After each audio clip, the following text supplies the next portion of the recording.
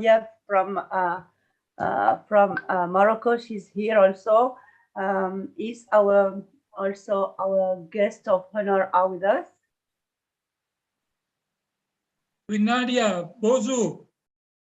Oh, bonjour. How are you? Yes.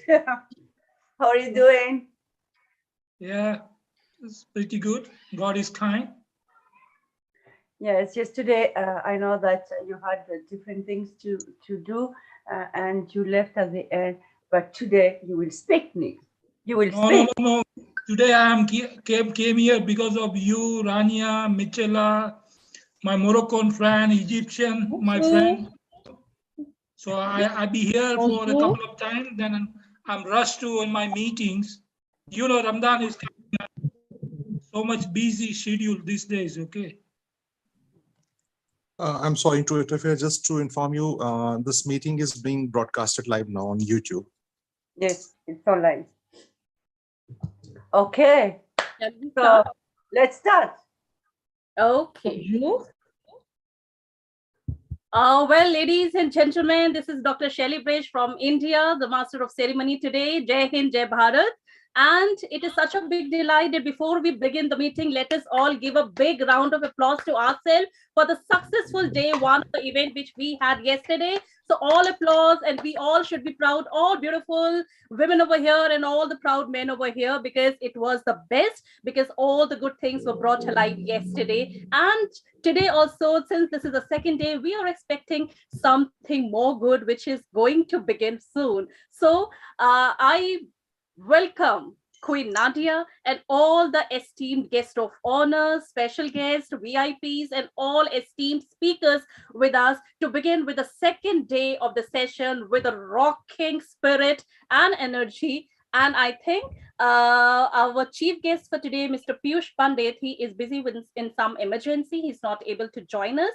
He has sent a note to us. So never mind. We wish him all the best, and let us get connected with him in the next future some event of ours. And now, without wasting our time, I would want to invite our guest of honor for today, Mr. Saeed Danish, who is the CEO of World Peace, and I believe he is doing a wonderful job, and he is quite a known name because he is known for the noble work which he is doing.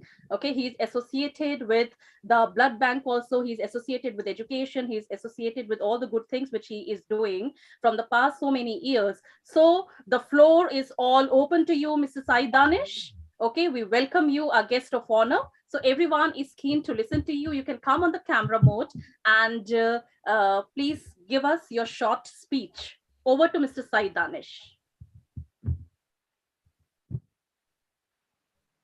Am I audible to you, Mr. Danish?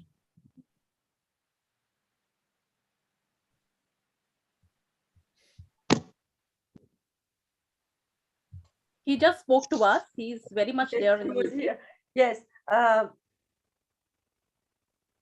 Brother Saeed Danish, if you can unmute yourself and speak.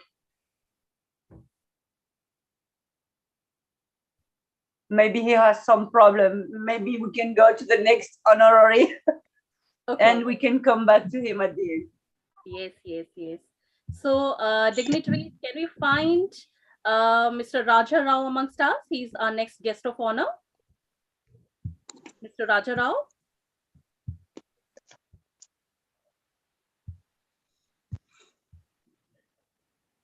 Where is Danish? Okay, because I can't find him in the meeting right now. Probably he might be joining us soon. Aishwarya, can we spot engineer Ravi Kumar Ravi Shankar?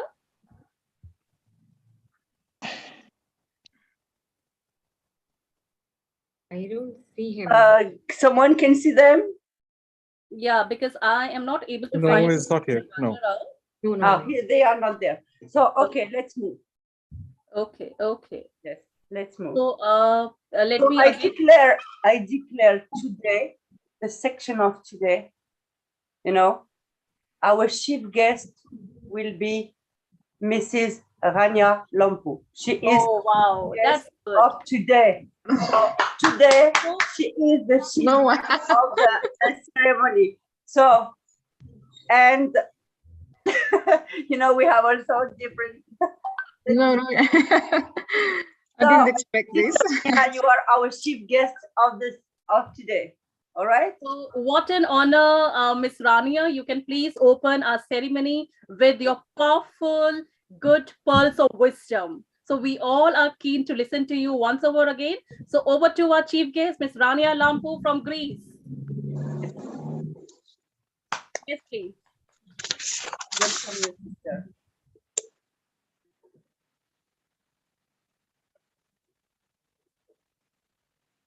Please open the ceremony, Sister Rania. Greetings from Greece. Can you hear me? Yeah, Yes. you're able to us. Okay.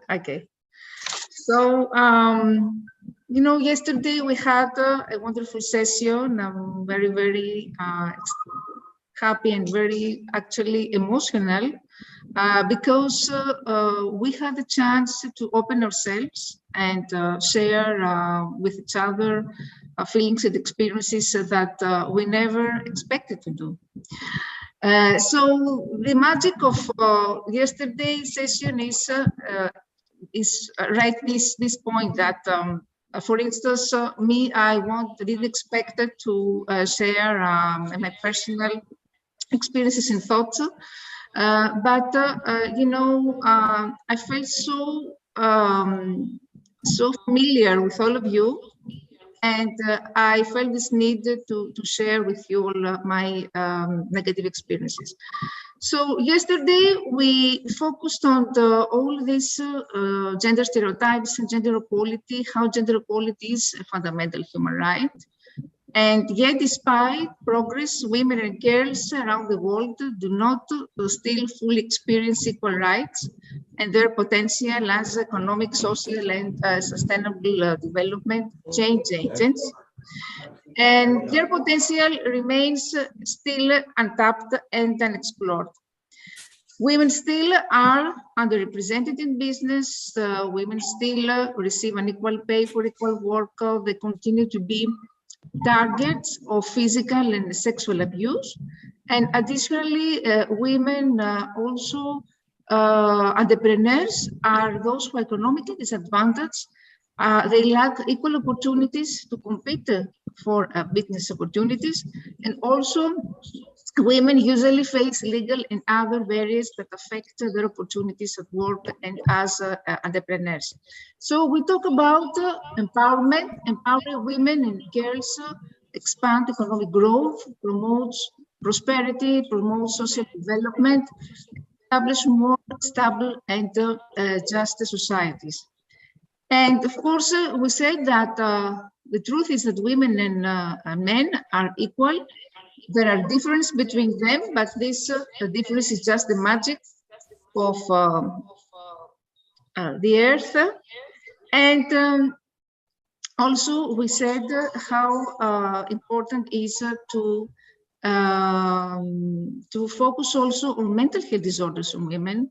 I said that according to recent data, women experience twice as men depression and anxiety, and also burnout, especially during the COVID pandemic. I personally had a severe episode of burnout very recently, and it's something that also I couldn't expected to have. So I think that women carry all these burdens of being housewives, beautiful wives, to be caring wives, but at the same time to be successful women. So they need more attention, they need more care, and of course we need a lot to do about gender stereotypes because still there are these programs.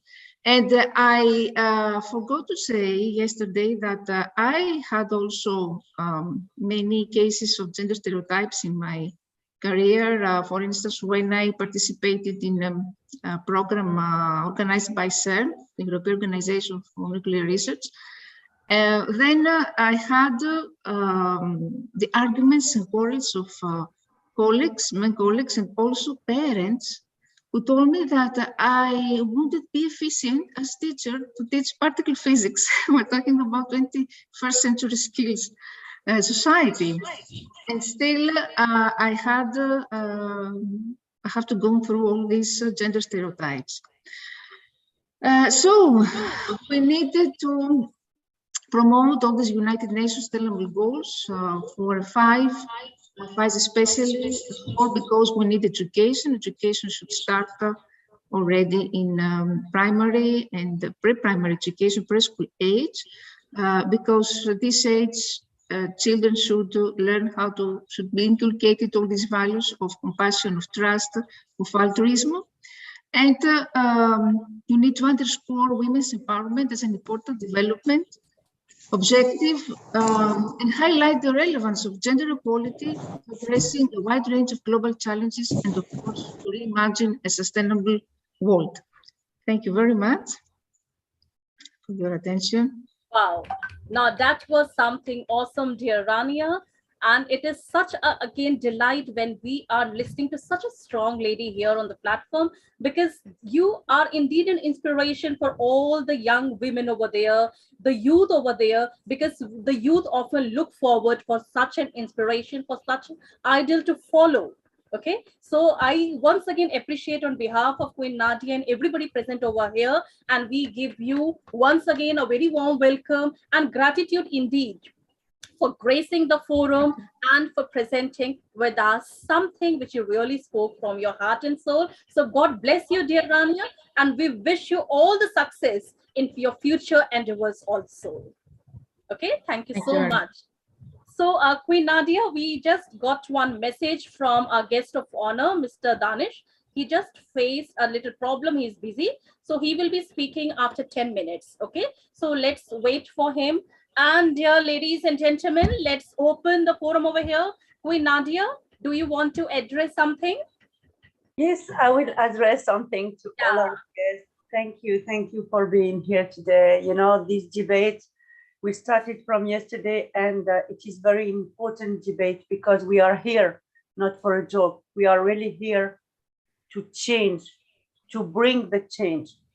The equality of gender is something that we have to really take it seriously. Seriously, we have different gender of, you know, men, women, trans men, trans women. These people, we have also to respect them. We have also to, you know, we never know what is happening in the mind of everyone. So let's fight for the equality, psychological equality, you know, without judgment. We are here, everyone. For me, everyone is unique. Everyone has its own gender, because everyone has a DNA, unique DNA.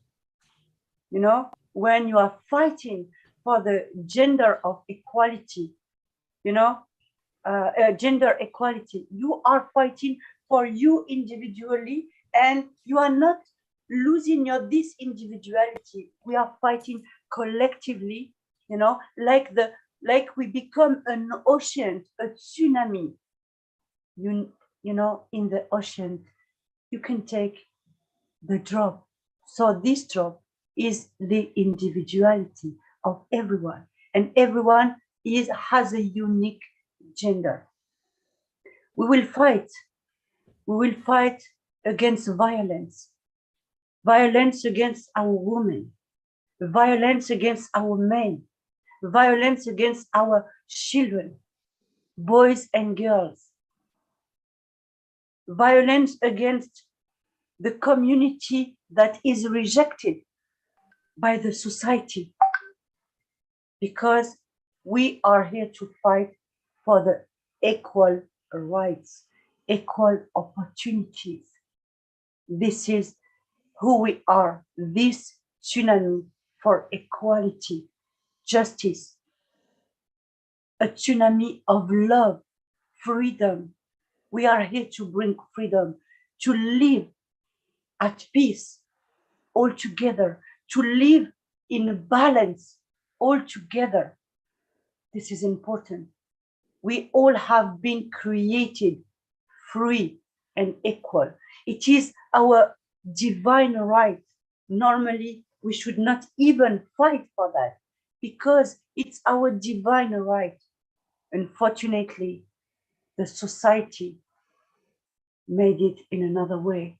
And we have a lot of people from around the world suffering day and night. And we even are repeating our mistakes. We are giving this example to our children, and they will reproduce exactly the same schema like we did. We are reproducing what our environment. And a child is not someone who is listening to you. No, the children, they are not listening. The children, they are absorbing and repeating what you are acting. They are absorbing all that and repeating your example. So if you are living at peace in your home, in equality, a family, a balanced family will have children balanced. But if in our home we have the father beating the mother or the mother beating the father, or there's always shouting and war and trouble, you know, the child will grow up with disturbance, mental disturbance, psychological disturbance. And the boy or the girl will produce exactly the same. If the father is saying to the children or to his wife that they are nothing, that the girl cannot go to school because the girl has to go to the kitchen, cook, take care of her family and all that, even if it's written nowhere, I'm telling you, it's written nowhere that the woman has to stay in the kitchen. But the kitchen is a place where it has to bring love, because when you invite your husband or your children to cook with you, it is something else. You know, it is magical. There's love, another new relationship. And this kind of family, this is what we are expecting. This is how we are bringing the equality in, starting from our home. A child growing in this kind of families, you will be open-minded. You will feel free, equal, living at peace with everyone, at peace within himself. This is why we are here, to fight for everyone, because we women, we are the daughters of men. You know, we are the sisters of men. We are, let's say, the mothers of men. And we are wives of men. Like they are our sons, our brothers, our husbands, and our fathers. Our destiny is correlated. You know, we cannot live without one another. This is important. We have to live with one another. I will never exist without you guys, and you will never exist without me. I am the mother of the humanity, but you are the father of humanity.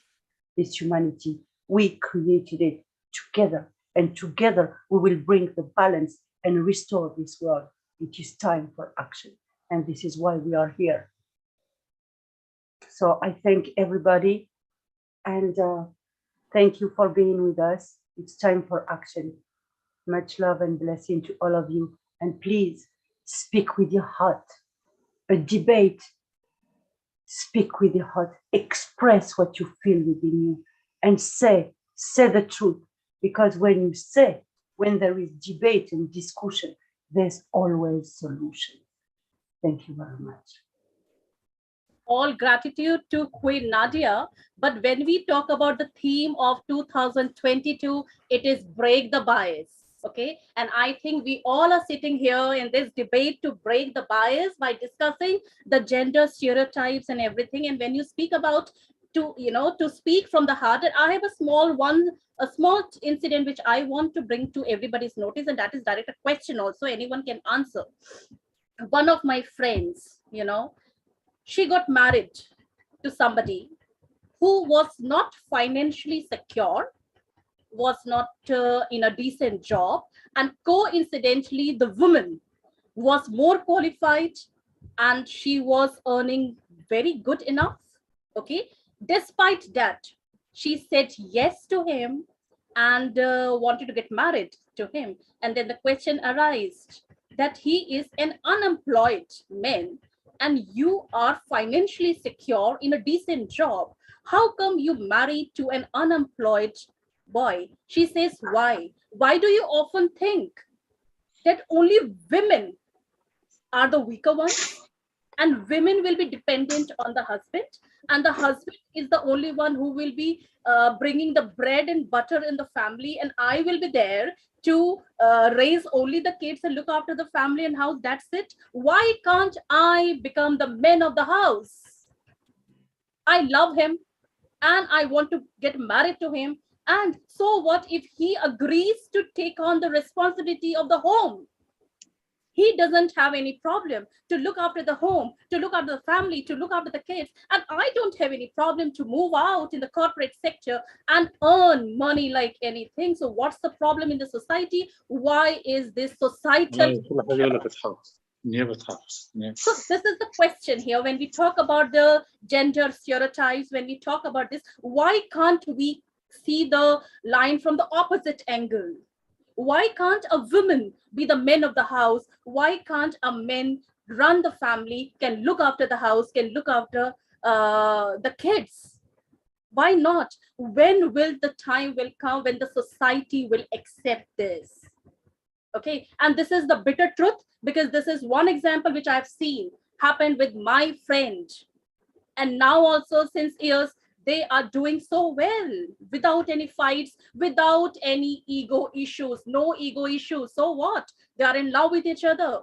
They have raised a family and very nicely they are living together. So this is what I would want to say, that this is what gender bias, and we are breaking the bias over here.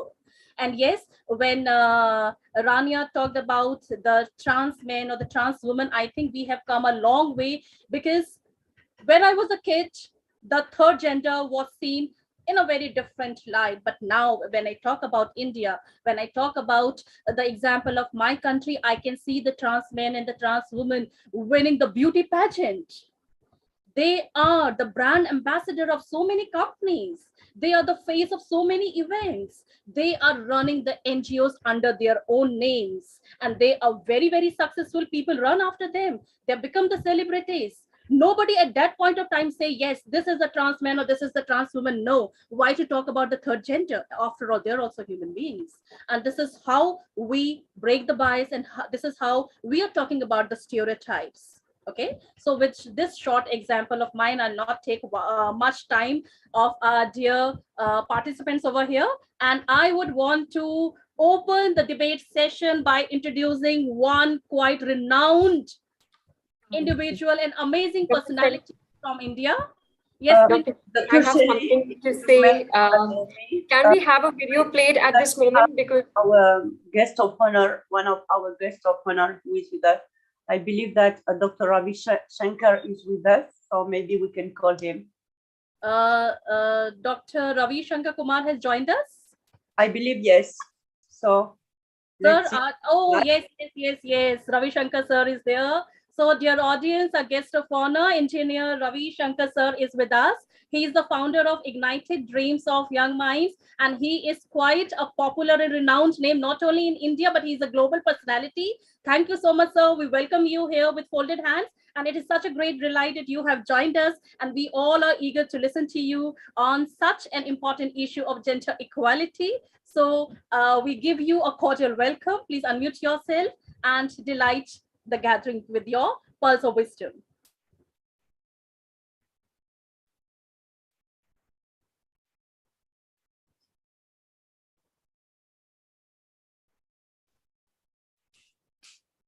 Ravi Shankar sir, can you unmute yourself? Good evening, everyone. Good morning, good evening, and good afternoon to each one of you. First of all, I like to thank very dear sister. I cannot meet her because she's in France, but she's really amazing lady. You know, a lot of inspiration comes from her. Whenever I work and whenever I take some step for doing something for our foundation, I always remember her the way she is handling the entire world community and bringing everybody together. So that itself is a big inspiration for all of us. A lot of learning from Nadia Harihari, also from Celebrity, always cheerful and always having a lot of energy. So thank you everybody for giving me chance to say a few words regarding, especially when I have chosen the topic of empowerment, right? Yes. And, I just want to tell to all of you that especially I feel that if a country has to grow, you know, women has to be empowered because women has got a different role in our society. When we talk about women, you know, women has a role of mother, women have a role of sister, and women have a role of wife also. Whenever if country has to make a big progress, the woman has to get empowered. So the first focus of each and every one has to be, you know, we have to empower the woman, because when we, you know, a mother can pass a very good message to the son, and son can follow it very nicely, and that son can inspire another million of people. So what I feel is that the equality has to come. We should not differentiate between men and women. You know, when we like, if you see many countries are there in the world, still women are lagging so much. So we all need to take some step, you know, and we have to give them not only in the social aspects, we have to even empower them in technology. Yesterday I was having a I was in a meeting, you know, where there was one principal. She was saying that she didn't know how to operate PPT and all. So I was thinking that still countries lagging a lot, and we all need to come up and we all need to share and care the knowledge. If we are sharing the knowledge more, you know, we are empowering at least one or two people, and that one or two people can empower another one or two person. So empowerment is very important because when we have to lead the family, someone has to take care of the family. Now see in the war of Ukraine, how Russia is attacking on Ukraine, you know, people are suffering a lot. So some people, you know, they are in army and all, and they are dying during the war, but their families are having no one to care. So if we are empowering the women, so that this is the right time, you know, we have to think that man and woman should be equally empowered, and definitely if we can do this, the world will become like a heaven. Thank you so much. Sorry. Wonderful, sir. Wonderful, Ravi Shankar, sir. And it is always a delight to listen to you. And ladies and gentlemen, let me bring one short example of Ravi Shankar, sir. When we talk about igniting dreams of young minds, there is one special appreciation which comes for him, and that is that a class 10th girl is made the CEO of his organization. That itself is a big compliment. You know, when we talk about the women empowerment, when we talk about all these gender issues and everything, you know, a 10-year, I mean, the child who is in class 10th, a 15-year-old child, when she comes on the forum and when she says, I'm 15-year-old and I'm proud to be the CEO of IDYM, that is itself, you know, the picture speaks for itself. What more can we say? So I think it's a great achievement, and we are proud of your work, Mr. Ravi Shankar. And I think the same glory will keep on, and let us all wish that you keep on shining and you keep on smiling. Okay, thank you so much for gracing the platform as a guest of honor. Excuse me, Dr. Shelley, I just want to intervene for our brother, Dr. Ravi Shankar. Thank you so much for honoring and blessing us with your presence. And I know how hard you are working. And you know what I love in this man? When he's teaching science, I met him like that. He's teaching science to people. And for me, it's one of the best examples because he's bringing men and women together in the same level, teaching them science, to say science is not only for men, it's also for women, and women are brilliant in also science. And this is why how I linked with our brother, Dr. Ravi Shankar. Thank you so much, Ravi. I have one question for you. I just have one question for you to say. Do you think that, what do you think? The women are more brilliant in science or men? Who have the best result? You know, who is learning faster, men or women? According to me, what I feel that I can just give you the example of our foundation because we are doing it practically. So when we see the growth of our foundation, 80% growth contribution come from women fertility. So as I feel that if we can empower the women, definitely country is going to change. And you can see the best example of Ukraine also. Their women are taking the gun and fighting against the Russians. So really proud of them. Really proud of them. Hats off to all the women of Ukraine. So I feel that women can bring a lot of changes because women can like see one mother can pass a lot of things to son, and son will get really convinced by her. Son cannot get convinced by father, but he will definitely get convinced by mother. So mother can bring a lot of change. So always I feel that women are very powerful, rather than men. Even I am a man, but I always feel that woman has got more of this thing because you see our foundation, that girl is just now Sally ma'am was discussing about her. She's just 15-year-old, the way she contribute for the foundation. Just 15-year-old, you are giving that much contribution. That is the best example of how women are contributing to the society. That is a great example. Thank you. Yes, And one ma'am, more point, which Nadia I ji, Nadia sister, I am very lucky that I'm able to see you once again, and I got a chance to interact with you. So I feel myself very lucky. Thank you. Thank you, brother. Thank you.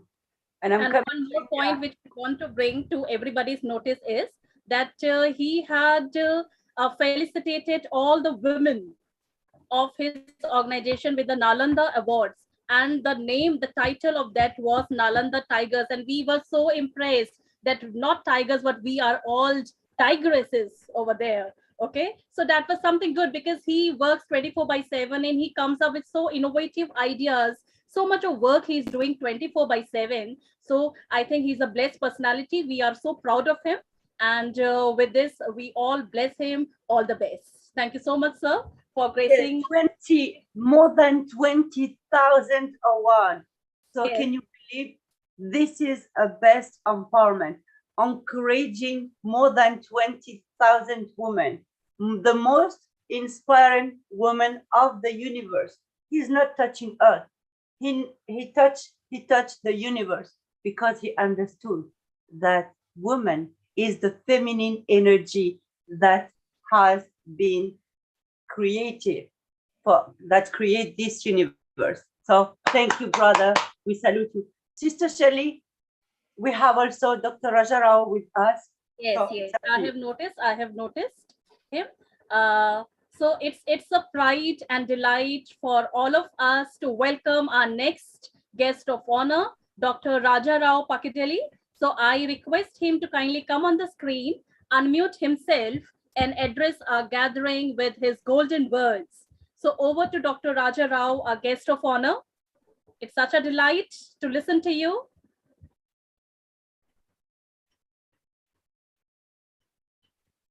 Yes, am I audible to you, Dr. Raja Rao?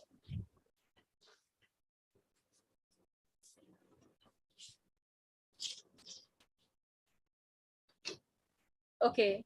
So maybe he's not ready, but to him. maybe our brother Sayed Ganesh is ready now. So let's see with him, and then we can also call them later. Okay. Yeah, sure. Yes. So, Mr. Said Danish, are you there with us? Can you unmute yourself and come on the screen? Our guest of honor for today, Mr. Said Danish.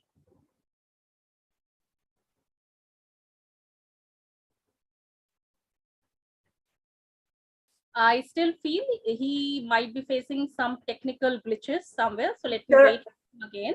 Let's welcome one of our biggest guest of honor. She is with us, and I am so honored to have my queen sister with me that I love very much, and I'm so proud to have her with us. And please announce her, Dr. Shelley. Yes, Queen- yes, my yes. queen See, sister, ladies Dr. and gentlemen, it's a big day. We have got great, great excellencies over here. So with heartfelt gratitude, I want to welcome a guest of honor, Professor Dr. Queen Elizabeth Lucas from United Kingdom. It's such a big delight to have her here with us. And I think everybody is keen to listen to her. So we welcome our guest of honor, Professor Dr. Queen Elizabeth. The floor is all yours, and we are all keen to listen to you. A warm welcome to you. Good afternoon, good morning, good evening, wherever we are. First of all, let me just say a very big apology for not being there yesterday, because Success World, I'm part of it, and my queen sister is my queen sister, and we are family, and we are women to rise up together, work together, shine together, glow together. Anyway, thank you so much, Dr. Shelley. I hope you accepted my apology for not being here yesterday. And here I am, and I won't say too much because I'm not supposed to be speaking or sharing today, but then this is our platform, and I believe that I am free at any time to pop in and to say something or to cheer us up, to inspire us, despite the fact that I'm not on the list today, but I am here. Anyway, so congratulations, Queen Nadia, my wonderful sister, for this great initiative.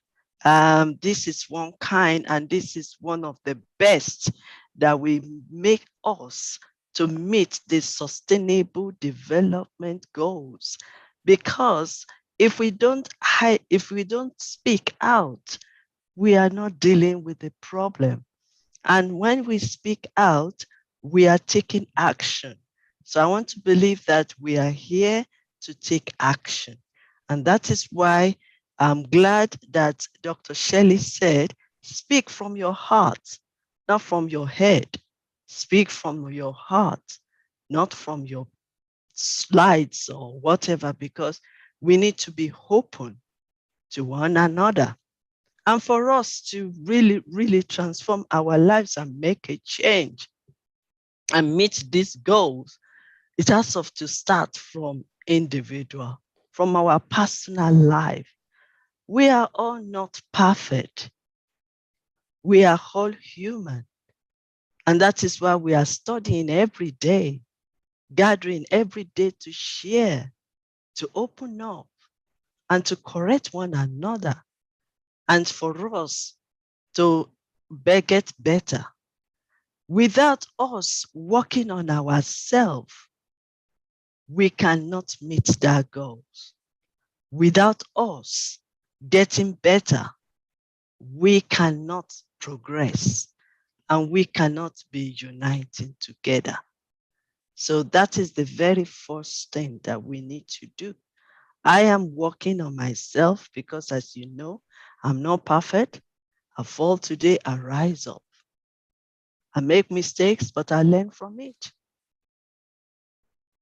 You understand? Failure, we fail, but we make adjustments and then we succeed.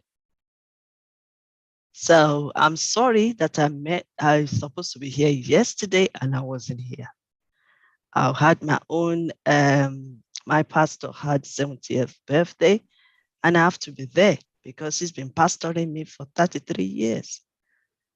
But then, this is very important. We need to share. We need to be human. We need to be ourselves. That is the way forward. Because when we are ourselves, when we be ourselves, then we will know our strengths and our weakness. And then we will know who we are and our purpose on earth. Yes, we are all here to debate on male and female, and also to put the message across that we are equal. But let me first of all say this. We are not competing with you, men, and we are not competing with women. We are all unique individuals. God planned everything perfectly. From right day of the creation, man was first created. There is no argument about that. And then after that, man was given the task to do. There's no argument about that. But then, men cannot do it alone. Even God admitted it. And that is why women were created. For us to collaborate together and work together. Unfortunately, the society changed the system. Not God, the society, traditions, religions. Everybody changed the system and raised men above women. But I believe that all our men here, I salute you, we respect you. You can agree with me that despite the fact that you were being created to be the front runner, we were also created for us to work together with you. So women were created to support the men, but the men also need to support the women to support them. So you can see we are all working together. I also want to say this. I have my head, I have my neck. And I haven't seen anybody say that it is possible for head and neck not to cooperate together. So the head is there, the neck is there, but we all work together. The importance of head is there. The importance of neck is there. But head cannot say, I don't need neck. And the neck cannot say, I don't need head. So that is how powerful the God's creation is. He has planned it right from the beginning. But we can change it. Because my former president of Obama said, we are not waiting for somebody else to change, to make a change. We are the one to make a change. And that is why we need to set up this kind of great platform and support this motion that it is time for us. Let's look at why the society creates that arrogance. Why? And let's also look at the other side of the way. Because if you don't know who you are, you will operate differently. Men, you need to know who you are. You need to know your identity. Because the more you appreciate that, then you will appreciate the women. It is who you are that make you to do what you are doing. When we're talking of society, religions, and every other thing, with human being in control. When we talk about policy, we're talking about paying human resources, it's human beings that are there. And it's only the idea that they just jump on. But if we start changing things around and respect the women the way they were supposed to be respected, then there will be no war. And respect the men the way we're supposed to respect them, then there will be no war. Because every one of us are unique. Like I said, you cannot separate neck from the head. All of us have to work together. So probably some of us that are here, because like Queen Nadia didn't want us to come here and start talking. He wants us to take action. So maybe it should start from every one of us that is on this platform for one question. What am I going to do to change this? Because I know we have leaders here, we have presidents here, we have teachers here, We have members of the government here that are making policy. So the question we need to be taken out of this is, how am I going to be part of the change in this world concerning the equality of men and women? How am I going to respect my wife or respect my husband? Because charity starts from home. And whatever we do is what you will also leave for the legacy for the children watching you.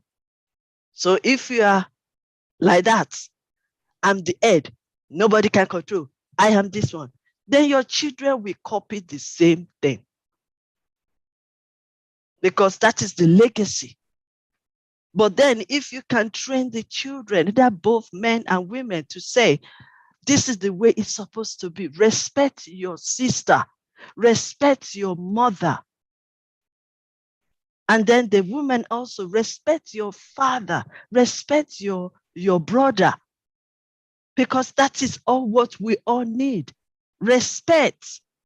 Because all of us are unique. Then I believe we are building justice to it on this platform. I'm not here to speak, sorry. So on that case, I just leave one question in us. How are we individuals going to contribute to this change? Thank you. Wonderful, Her Excellency, Professor Dr. Queen Elizabeth Lucas. Thank you. Wonderful to hear you once over again, and we are all delighted. But yes, there is no need for any apology, because the opening statement of yours itself was historical when you said, when we all women are here for the same purpose, for the same goal, we all are united. And this is how I cross my hands over here. Yes, we all are gathered here for a noble purpose, and that is the reason why you all are over here. And yes, there is no day fixed for you. You can join us at any day, whether it is day 1, whether it is day 2, or whether it is day 3. We give you an open welcome because the platform is all yours. Okay, you are very dear to us. Thank so it's an honor that we can listen to you even tomorrow, because the pearls of wisdom which is coming from you, it is rare to find. It is rare to find. It's always an honor when we listen to you, because when you talk about the head, when you talked about the neck, head, because there is a perfect balance between head and neck. Head cannot organize without the neck, and the neck cannot organize without the head. So this is the perfect compatibility which is there. And yes, your work is known by all. And yes, you might be remembered that in the last meeting, what I told, because you are the CEO and founder of Yes, You Can. And today also, I'm saying the same thing. Yes, we can, provided all are together. We all are together in this global mission. And I think when the goal is same, the aim is same, the objective is same, I think we will sail through whatever obstacles come. But the only thing is that enthusiasm should be there, that positivity should be there. And yes, it will be only possible when all females over here, along with the support of all males. Males, I'm not ignoring you, sorry. You are very much there because you are our support system. It is not men versus women here. We are here talking about men and women together. Because yes, yesterday also I spoke about, we are not talking only about men, about the women and the young girls. No, we are talking here of all men and all women, all girls, all boys together, because it is the global phenomenon. And I think it is possible only and only when each and everybody will take the initiative in this global race of global peace over here, about the women empowerment, about the gender equality. So yes, we all are so delighted, Professor Dr. Queen Elizabeth, and I think that you will strongly support us in this mission. And again, I'm saying there is no day fixed for you. You are our pride, okay? And it is such a keen, we are so happy to see you here with us. And I think in the near future also, we will be getting the same support from you as you have shown us today. So let's, salute the solidarity over here. I give you a warm applause and heartfelt tribute Thank for gracing the platform as a guest of honor. We are Thank so you. delighted. Thank you so much. Thank you. Thank you, Dr. Shelley. I just want to say a few words before we go to our big debate. I want to thank my queen sister that I love from the bottom of my heart. Sister, it is your home, you know? And I decided to make noise, big noise, you know? And I decided that all together we are a big family and we are here to make noise because enough is enough and it's time for the things to change. It's time for us to be all united, to be all equal, and to live in freedom and peace in this world, because this world is also our world. That's right. And I am very happy because we have so many partners with us, and I'm very happy that you are always standing with me, sister, and all together here. Yes, let's make noise.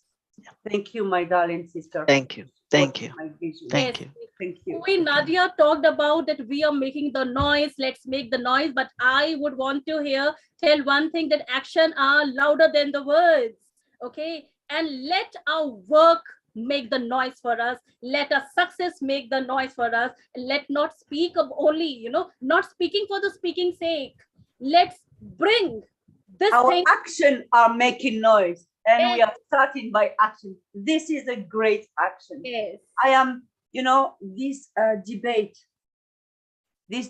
who will send it to the United Nations. I am bringing it myself. This debate that we are organizing is international, but we will make it also national. We need to understand the problem in every country. Every country. Some people, they say that we are, because the government is not supportive. This is not true. The inequality is coming from the society, not from the government. It is coming from culture. It is coming from tradition. It is not coming from the government. The society needs to change the mindset and respect everyone. This is very important. This is really important. We will make noise by our actions, because our actions will speak by themselves. That's great. The truth. This is the truth. We are going far and far, and make it also physically in every country to bring the equality. And I want you to stand with me, because it's a fight of everyone. It's not my fight. I'm doing that for everyone, for our sisters, our daughters, our sons, our brothers, our fathers and mothers. It is the fight of humanity. We are not empowering women, because we have to empower also men. We are empowering humanity. Everyone matters. Everyone. Thank you. Yes, I think, Queen Nadia, when the mission is so great and when it is so noble and when we all are united, this mission will sure be successful. Okay, this is a promise, I think, on behalf of everybody we can make over here. And I think we will be successful in this. That's a promise. Okay, so before opening the debate, before I invite the first speaker, let me request my wonderful co-host, Ms. Aishwarya, to play the video for all of us. So let's all watch the video before we begin with our first speaker. So over to the video, please.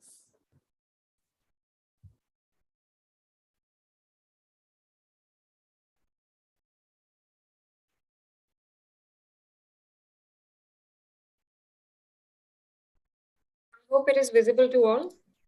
And whether we like it or not, both grown-ups and kids are influenced by them. Gender stereotypes can be described as oversimplified and overgeneralized beliefs about what men and women are like and what traits and behaviors are expected of them or considered appropriate. Before our littles are even born, these stereotypes are there in the form of gifts we receive when we announce our pregnancies. These gifts usually range from bows and onesies with the words, "Mommy's little princess for our not yet born girls," and and trucks and daddy's little hunk for our boys. After our kiddos are born, the gendering continues with the language we use, suggesting that boys are tough and girls are delicate. Gender stereotypes also show up in the toys that our kiddos are encouraged to play with. Most people offer dolls, cooking sets, or art supplies to girls, and toy trains, trucks, or tools to boys, often without a second thought to the child's actual preferences. A trip to a typical children's clothing store will offer overwhelming amounts of pink and purple for girls, and blue and green for boys, with more form-fitting, body-conscious designs for girls and looser, active designs for boys. As our babies grow, we may encounter gender stereotypes outside our homes, within friend groups, at school, and on the playground. Boys might hang out with other boys and play tag or soccer, and girls might hang out with girls and play house or princesses. Okay, these are generalizations, but you get the idea. Even in our homes, we may find ourselves encouraging girls to help with the laundry and cooking, and boys with lawn maintenance or taking out the trash, routing them into chores associated with the genders.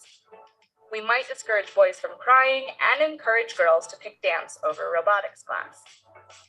Where do these stereotypes and generalizations come from? They aren't simply built into our biology. We learn them like language. We learn them through our interactions with others, through ads and social media, through the way our actions and appearances are labeled by others. We are influenced by our parents, friends, and the world around us. Is there anything wrong with these stereotypes? Not necessarily. It's perfectly fine for a girl to love pink and sparkles, or a boy to love race cars and football. A sizable number of kids will gravitate toward gender-typical preferences, even when given free access to the whole range of toys and interests. The problem arises when those stereotypes limit the goals our kids strive for, or the type of person they believe they can be. The same person might like to wrestle their dad, wear a glitter t-shirt, and imagine themselves as a firefighter. Give your kids choices from a young age and see what they pick for themselves. The key is awareness that these stereotypes do exist, and what you do with them is up to you. This video was brought to you by the folks at Hello Joey. For more information, head on over to hellojoey.com. Oh, wow, now that was wonderful, you know, That when video it was speaks about, shared by, yes, yes, that the video was only- shared by Dr. Meela. yeah. And yeah, courtesy Dr. Meela Zimunhu. She was a speaker with us yesterday. So definitely the video itself speaks volumes about it, that is there a need to only speak that only boys can be strong, only boys can be masculine, not the girls? Because I come from the land of, you know, rich culture, religion, and heritage, the land of Ahilya Bai, the land of Rani Lakshmi Bai, the land of Indira Gandhi, Jayalalitha, and all strong women from all spheres of life, you know, whether I talk about the political, whether I talk about the religious, whether I talk about the writers or anything, women are great. So there is no stereotypes over here. Women equally can be as successful as women. So nothing to speak about this, that yes, women are the weaker sex. No, bygones are bygones. Let's not talk about it. Let's talk about the future wherein the women army can match shoulders with the men army together. That is the mission. That is the mission over here. Okay, now I think without any other ado, keeping the time constraints in mind, let's open the debate and let me invite the first speaker of the day, that is from India. And he is a big, you know, he has a good, rather good camaraderie with our chief guest, Mr. Piyush Pandit, and a guest of honor, Mr. Rajput also. And without any further delay, I want to invite Mr. Saurabh Bamar, who is the CEO of Global Blend, and he would want to talk about empowerment. So I would want to welcome him, and I would request him to rather share his presentation with us.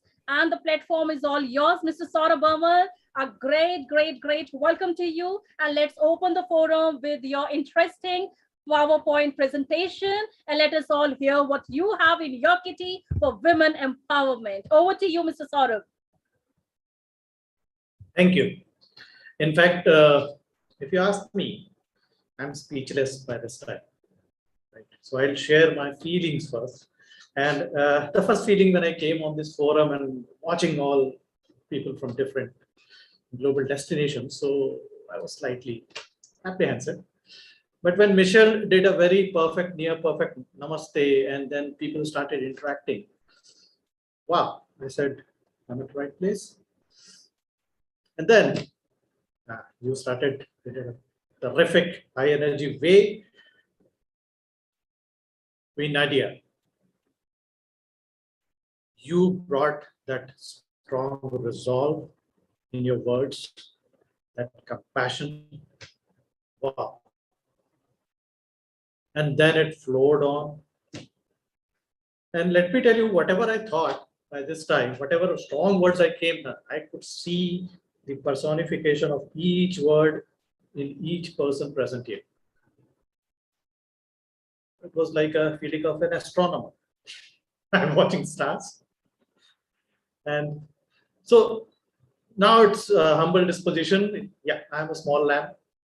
My name is Saurabh Banwa, and I manage a capability development organization, and which looks into improving potential in the human beings. So by heart, I'm a people developer, and by passion, taking somebody to where they can be. That is what is my joy to me. Queen said, speak from the heart. So I'll quickly switch over the mode. The PPT will run, of course, but I will be speaking from the heart. So just a moment, I'll share the screen.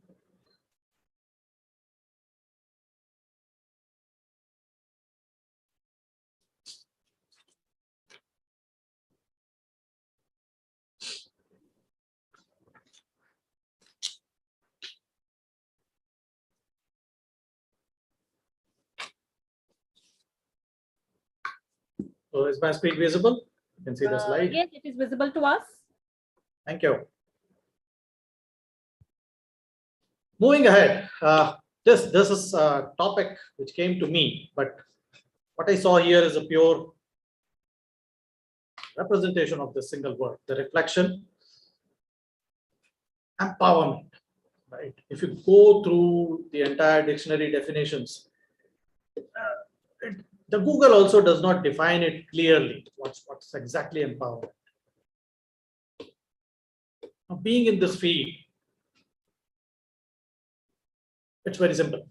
Taking someone from what they are to what they can be. That's empowerment. And that is what each of us can bring. Yes, it's a sense that you can bring to a person. It's a feeling. It's a right that you can give. Or it's simply with an action that you can empower somebody. The focus of my disposition would be the how part of it. How we can do it more effectively. And taking into combining two more areas, that is upskilling, capacity building for sustainability. That is what the talk I'll be flowing into. So thank you for each of the audience here. You have empowered me right now. And that's the real beautiful thing. Sorry to intervene, Mr. Saurabh. Yeah. The PPT has not come to us. It has just, it is telling that you have started sharing the screen. Just a moment, just.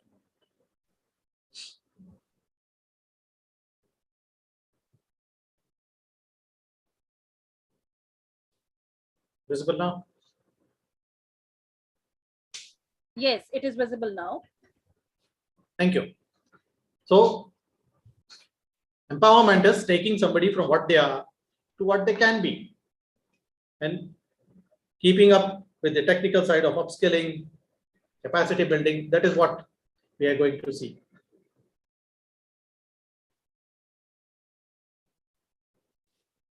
The industry from which I come from. Professionally, it's capability development, training, and learning and development industry. But the essence of this particular industry lies in actually the human potential empowerment. And it comes from a single belief that every human being has a potential. They are born with a potential. It is just that over a period of time, the circumstances or the factors around them, that potential gets either unrecognized or diminished. So it's our utmost responsibility to first make the realization of that potential in every human being. Then comes the part of transformation in that person. Transformation in simple terms, how a pupa can transform into a butterfly. So that is an irreversible process, and that is for the future. It sustains. This entire process in the training industry starts from within. So the internal comes first, the external later.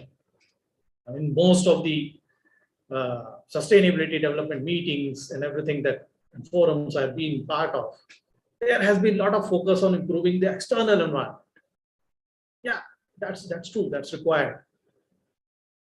Let's start from the internal first. An internally transformed person, empowered person, will itself find a way in the external environment. And that will bring the right result. As simple as that. And finally, this entire dimension of the training, it's gender free. It's gender free.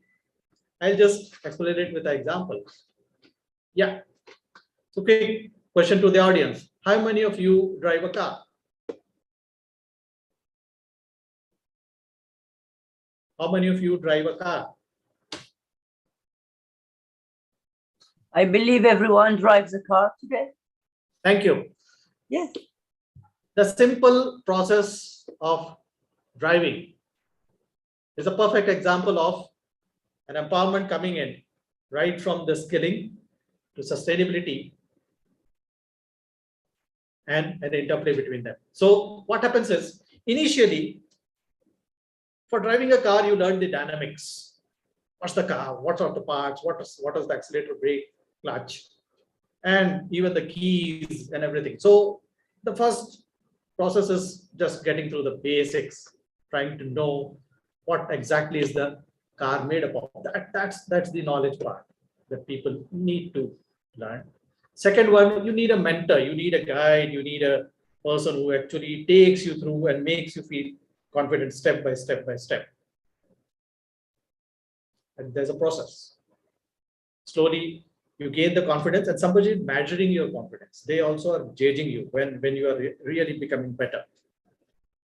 And when you tick all the right parts, then you move up for your tests, and you can drive alone. So your first solo successful driving is an empowerment. You get that rock solid confidence. Yes, I can now drive this car. Then you get through the test for the license, you get the license, that certifies you, that authorizes you, that empowers you, and then you become super confident. Driving your first car alone, the first time, please recall your feelings, how empowered each of you or each of us have felt. So that, friends, is the simple dynamics that works in the training industry and how we can develop people along. Now the balance. Queen Elizabeth mentioned that how men should understand the importance of women and women should understand the importance of men. Right? Starts with the self. Starts with the self. Being a man, yeah. Let's take a responsibility about our behaviors, our relations, our outlook. And I love this quote. Man of quality, respect women's equality. Otherwise, you are not supposed to be called a man. Starts with the self. Move on up. How will you know the power of a woman. We coexist. We are interdependent. And interdependence is very simple. I have something for you and you have something for me. And both of these are special. And the moment that feeling comes in, that brings the very strong, very, very strong ecosystem. Being collaborative. Wow.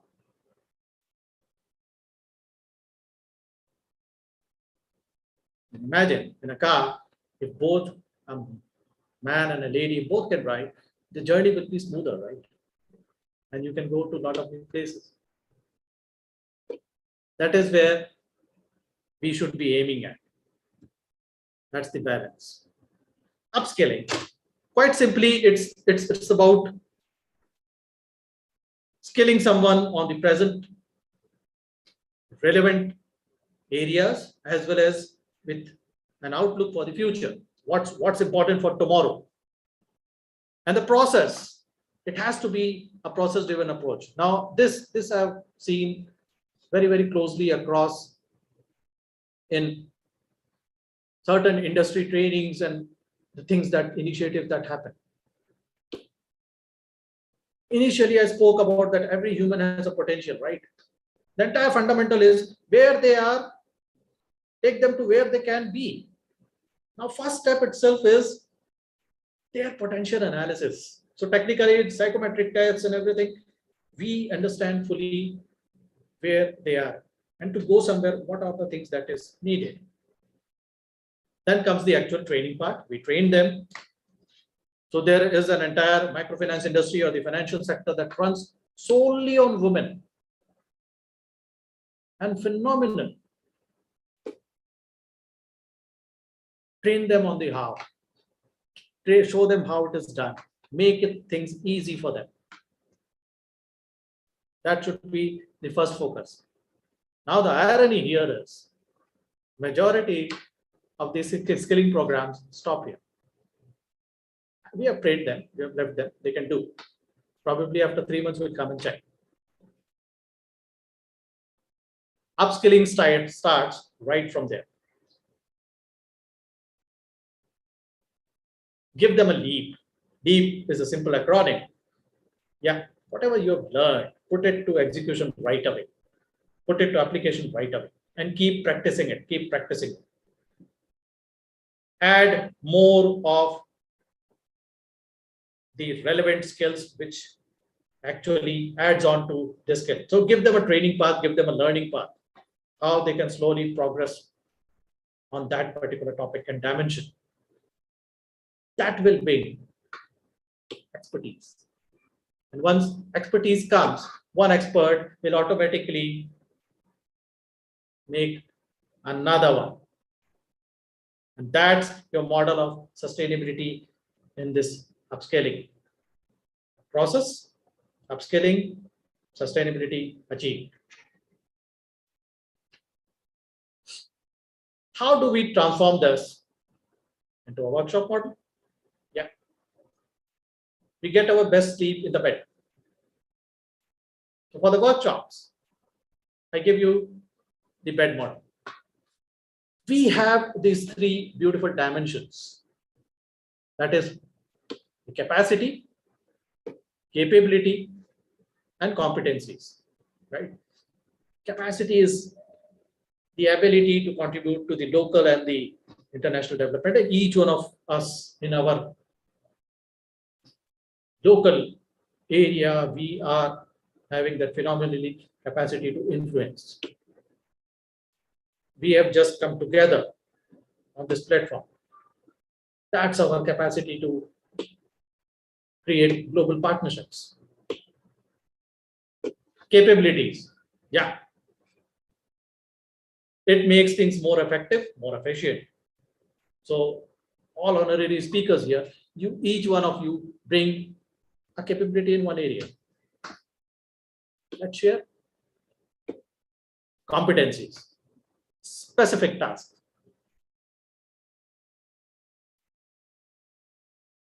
combine all these three. The PET model says, build the capabilities. So your capabilities can be easily transmitted to the other.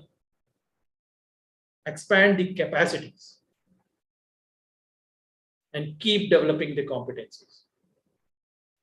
Automatically, the model of sustainability will be reached. Post-pandemic, wow, we have a terrific global reach. We connected. I'm just part of a new family. We can build terrific result-oriented partnerships, dynamic avenues. So the entire model of training people, making them capable, increasing capacities, it has changed. And there are also some ready models. So what can be successful in India can very well be successful in other countries. I'll tell you a model for the youth, ladies. We developed a comprehensive module of 75 different skills, which is not part of any academic curriculum. And it's a phenomenal model to develop a professional career and a good blended approach of learning. Let's bring it all together. Let's bring it all together.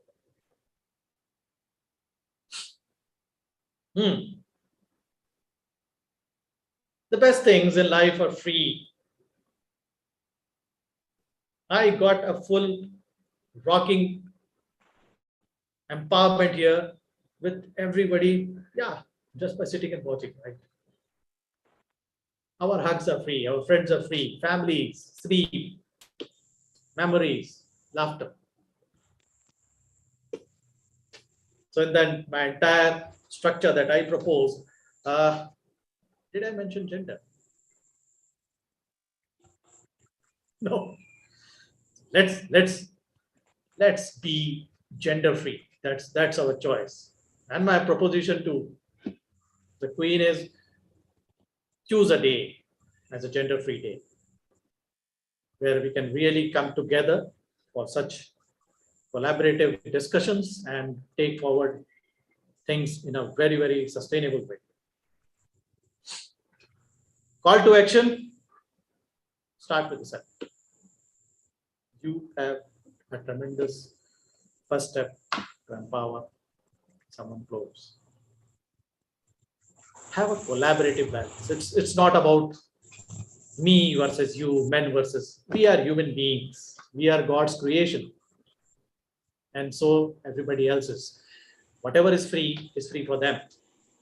They have the equal rights to live and equal rights to share. And they are also equally skilled, equally talented. Let's have a process to the upskilling. As I mentioned, yeah, because that brings the real result out. Somebody mentioned, it's time for action, right? But action should be in a direction. Action should have a certain process. Then only the real results will come out. Sustainability, yeah, let's build, let's expand, let's develop all the capability, capacities, and we will be there. Finally, a gender-free approach. A gender-free approach. That really will be true empowerment. That's it for me. Thank you. And over to you, Shai. Wow, Saurabh. I mean, you have nailed it. What a powerful PPT it was, you know. Each and every slide was speaking for itself right from where you started with self. Because, you know, as we often say, that charity begins at home. And definitely, you know, when we talk about our young boys, when we talk about the young sons, you know, that is the perfect age when we need to train our young boys and sons to respect women, to respect the young sisters all around, to respect the mothers all around, to respect all females all around, because that is the perfect thing. Because, you know, when the clay is wet, that is the perfect time to mold it. That is the perfect time to sculpt it, so the training should begin, and it should begin in each family.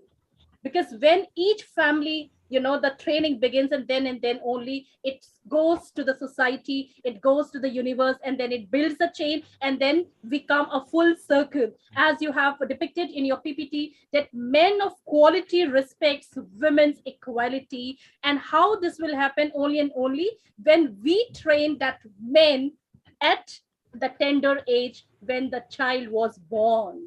So I think this is the responsibility of all mothers, this is the responsibility of all family members to start training each other. That is something very nice. And then when you talked about the other things, the collaborative approach, of course it is there. Men here, women here, we both are here, but when we join together, when we hold hands like this, when the perfect collaboration is there, and then only we try to begin the process of upskilling. Togetherness is there, the process of upskilling is there, that is perfect. And yes, when you describe your BED model for sustainability, that was perfect, because the 3 C's which you talked about, and when those 3 C's are built up together, and then only the output is there. And yes, of course, it is gender-free empowerment. And yes, we all Indians, and I think we all people across the globe, we love everything which comes free of cost. Whether when we talk about the free smiles, whether we talk about the free friendships, when we talk about the free quality time, and when we talk about the free social connections, we all are gathered here on this platform from different globes, from different countries, from different genres, from different spheres of life. But we are collective over here. Why? To have good memories, to have a good, healthy discussion. And this is here where the corrections are built, and this is here where the friends are built. And I hope when this healthy debate is there, when this healthy discussions are there, when these healthy solutions are there, we are able to carry home the free good memories. Okay, we'll try to give all of us, each other, a virtual hug that is also free of cost. So I believe the free PowerPoint presentation, Mr. Saurabh, which you have given us, it has speak volumes for this. Okay, over to Queen Nadia. If you have any questions. I want to, first of all, I want to thank him so much, because it's just a wonderful work. And thank you for this wonderful presentation and these beautiful words. But the problem, actually, this presentation can be an example for everyone, and to implement that everywhere. Unfortunately, you cannot find these men of quality who are respecting the women's equality. Like you said, I love this, these things, when these words are just magical. But if we ask our brother, for example, Dr. Assem Musa in Egypt, can we say that is it respected there? Or if every woman has this right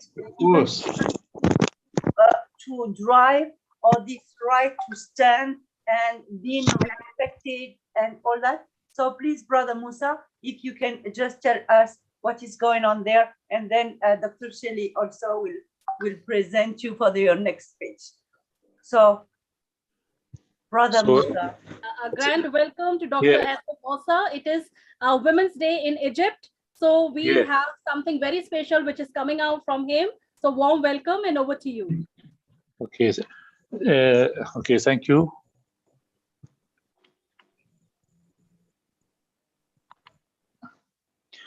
Thank you so much. It's my pleasure to be with you today. Thank you, Queen Nadia, and it's my pleasure to be with all amazing speakers. I would like to thank everyone who sacrificed their time and effort to achieve women empowerment. Happy and proud that we gather today to celebrate the realizing of woman empowered dream. So woman empowered, in a different nationality and between different religion, different color. It's the beginning of we need to spread peace and and justice, and like education in all the world. And we're happy that Queen Nadia, establish this, meeting physical, maybe in Morocco this year. So it's, it's a dream, and I would like, to make this dream come true.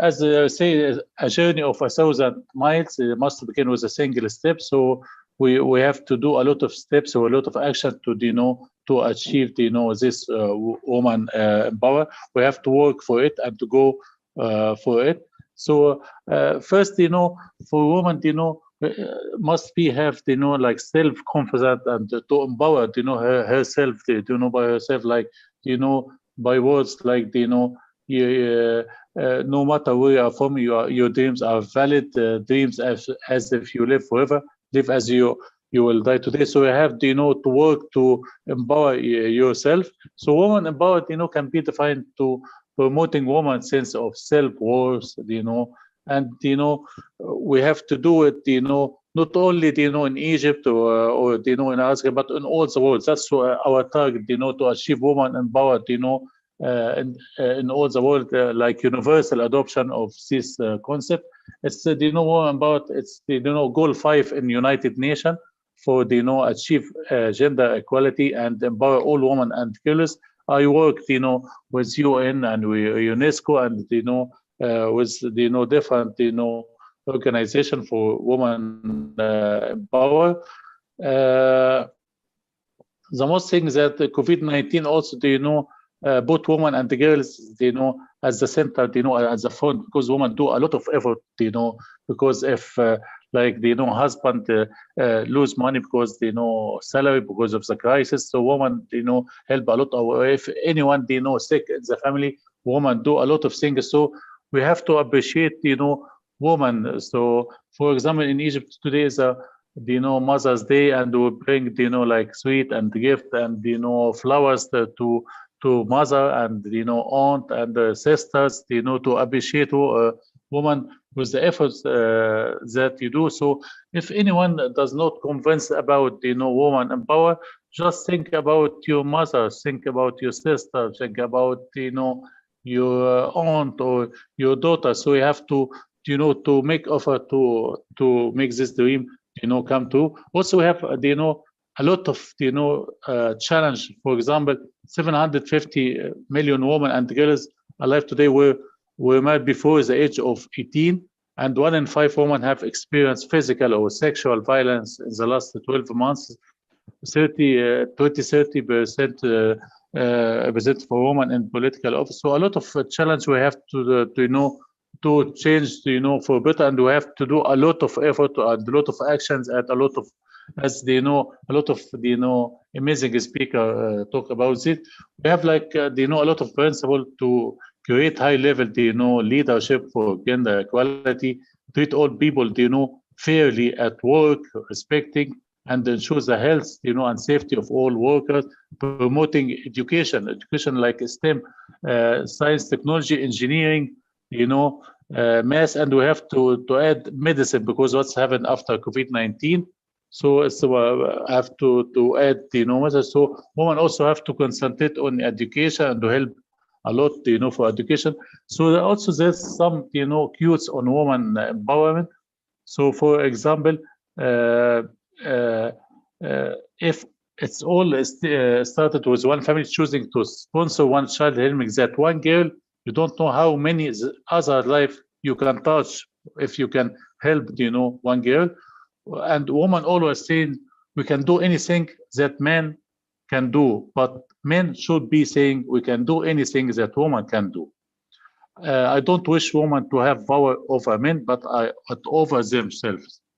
I raise up my voice, not so I can shout, but so that those without a voice can be heard. We cannot succeed when half of us are held back. So that's why, if you want also to increase the GDP, if you like concentrate, for women empowerment, it will increase the GDP, especially, after COVID-19 crisis. So gender equality is a basic, human right, and it's also fundamental to having, peaceful world. So that's why we need to, to fight injustice, racism, ignorance, That's why you are all, we are all here today. So empower girls and women is so important. We have to work on it.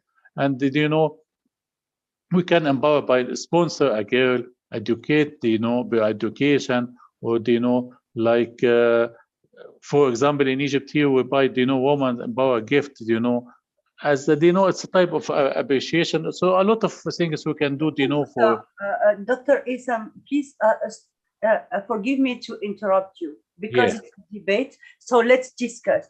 I have a question for you. You are living in Egypt. You are living in Egypt. Egypt, we said that the civilization has been was born there from Egypt. Yes, this is what our history is saying, right? Yeah. Forgive me, but yes, till now, in Egypt, we have some women in some area that they are living atrocity, like incision and all that. From where it's coming, from where this tradition is coming, and it's still there nowadays in some villages. It is always done. So how do you want a woman to get her dignity, her honor, when we forced her, we just to steal a part of her body? We destroy a part of her body. How do you want to empower a woman like that when she was destroyed from her childhood? I'm sorry.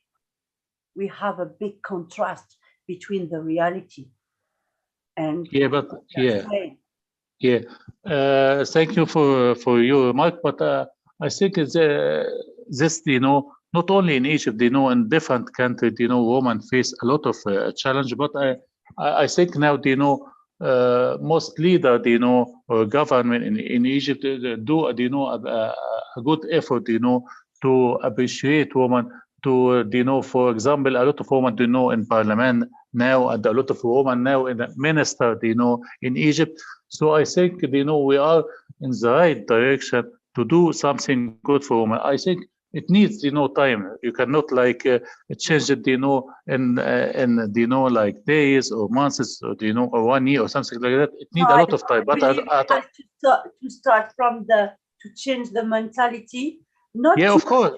That's why I talk about education. Education is so important. We have to invest in education, as I said, STEM, science, technology, engineering, math, and medicine. For, you know, if you can fight ignorance, and if you can fight, you know, racism, and fight injustice, everything, you know, not only for women but also, you know, for men, we will get, you know, a lot of you know, results. That's why, you know, we are here today. Thank you, Queen Nadia, that you guys are all different culture, all different, you know, nationality from all the world to talk, you know, how to empower women. We all have problems. Of course. In India also a lot of countries in the USA, even, you know, advanced country have, you know, like what's happened in COVID-19, and a lot of violence happened, you know, for women, you know, men, you know, hate women or something like that. So not only, and they don't specify, you know, one country, but this, you know, we need to improve in all countries also have to, you know, to make, you know, policy, how to, you know, make, you know, standards or rules, how to empower women, so we can all follow the rules, all country follows, all the society follows the rules. Yes, thank you so much. You know why I was telling you that? Because the civilization started from Egypt. This is what I was saying. But I think Egypt now is, you know, go in the right direction, and I think mentality is still very far now. And some women in some villages, and I have to say it because it is our fight of today. Yes, girls, but I see a lot lot in Egypt, for example, you know, a country where that gave birth to the civilization. Yes, but I think some girls that are not going to school. But let me tell you, tell you something, Queen Nadia. If you now have a lot of leadership from women, and, you know, in a parliament, in as a minister or something like that, the change will happen, because woman can feel woman, woman can know the problems of woman, woman can can help woman better than man, believe me. So that's now without it takes sometimes, but before men cannot like convince that woman is a leader, woman can be the leader of a lot of men or something like that. But this concept has changed now. We have a lot of ministers, successful minister from Egypt. We have a lot of successful minister in a parliament, in United Nations. So a lot of sex. So when this point increase or something like that, I think that change will happen for better for women. Believe me. Yes, and you know why? Because thanks to men like you who are supporting the equality of women. Thanks to men like you, yes, the change will come. And my pleasure. I try to anything is good for for the society, for humanity. So not only for education. I can do I work for education, for like to like fight violence and a lot of things. If anything is better for, because I am convinced that if woman because woman is like, for example, at home is the one responsible for kids. I know that man also is responsible like father, but woman can work and can help children in education, can help children a lot of things. She have this talent to do everything. And woman can do a lot of things in one time, but man has to concentrate in one one task in a time, one task in one task is a time. If like man concentrate in job or work, is like full time at work, but for woman can take care of home, take care of like what's happening in COVID-19, and also take care at her job. A lot of mentality is good for woman, but let me tell you something that change not happens. It's better that you make a slow change, but continue. But you can do a faster change and then you stop. This is not good. So you have to you make, even if the change is slow, but you have to continue one after year after year. It will be better for women, be better for society, be better for humanity and all the world. Thank you, Queen Nadia, for everything. Wonderful. One last question for you before to leave you yes. alone. Okay, my today is the Women's Day, Mother's Day in Egypt.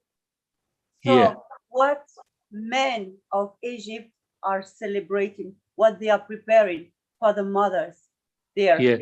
Usually we make like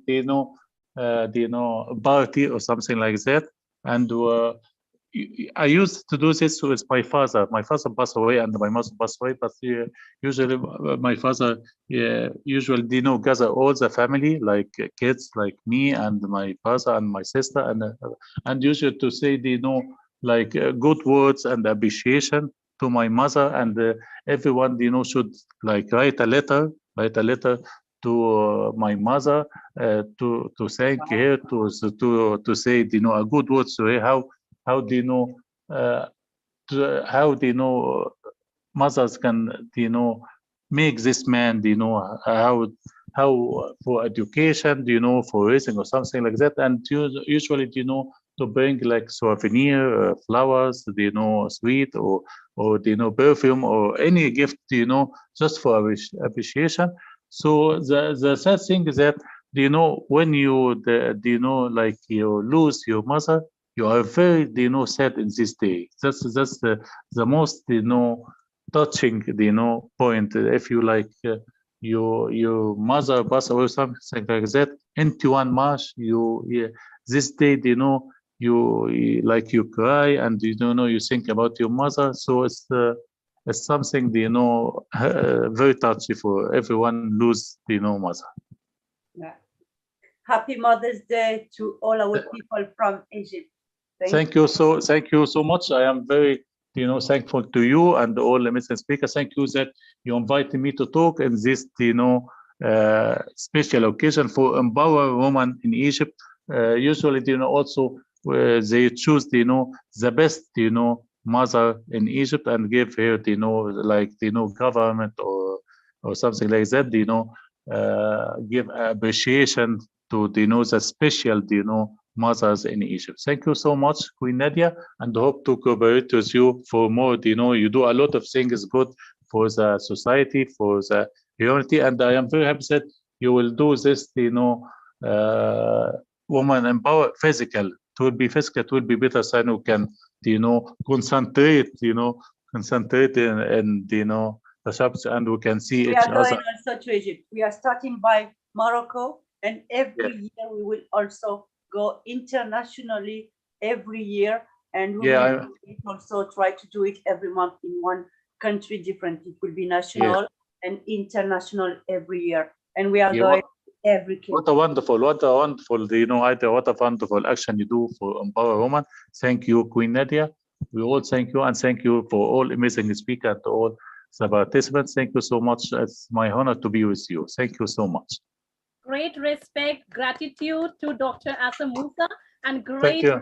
stay in Egypt, and to all of us. It was Thank great you so. talking to you, sharing your perspectives, and it's a delight that you have taken out the time from your busy schedule and for gracing this platform of us. All the Thank best. you. God bless you.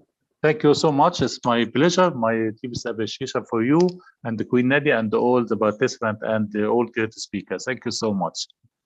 And happy Mother's Day, not only in Egypt, in all the world. Yeah, Thank you so much. Thank you so much. See you. Okay. Now, August gathering with this, our guest of honor, Mr. Saeed Danish, is ready with us.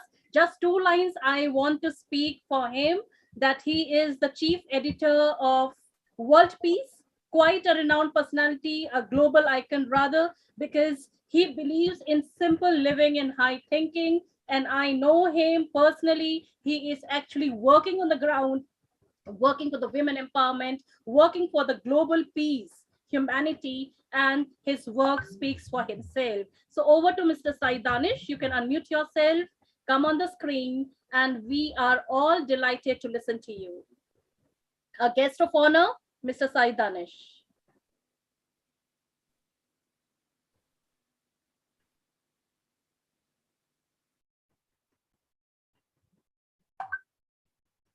Yes, am I audible to you, Mr. Danish? Maybe we can call him later. He just messaged me that he's ready. Okay, doesn't matter. So let me bring to you our next speaker of the day. And maybe we can verify if our other our guest of honor, Mr. Saeed Danish. Dr. Raja. Oh, he's here, Saeed Danish. You can unmute yourself, Mr. Danish. Thank you, Dr. Shelly, for inviting me and talking about me.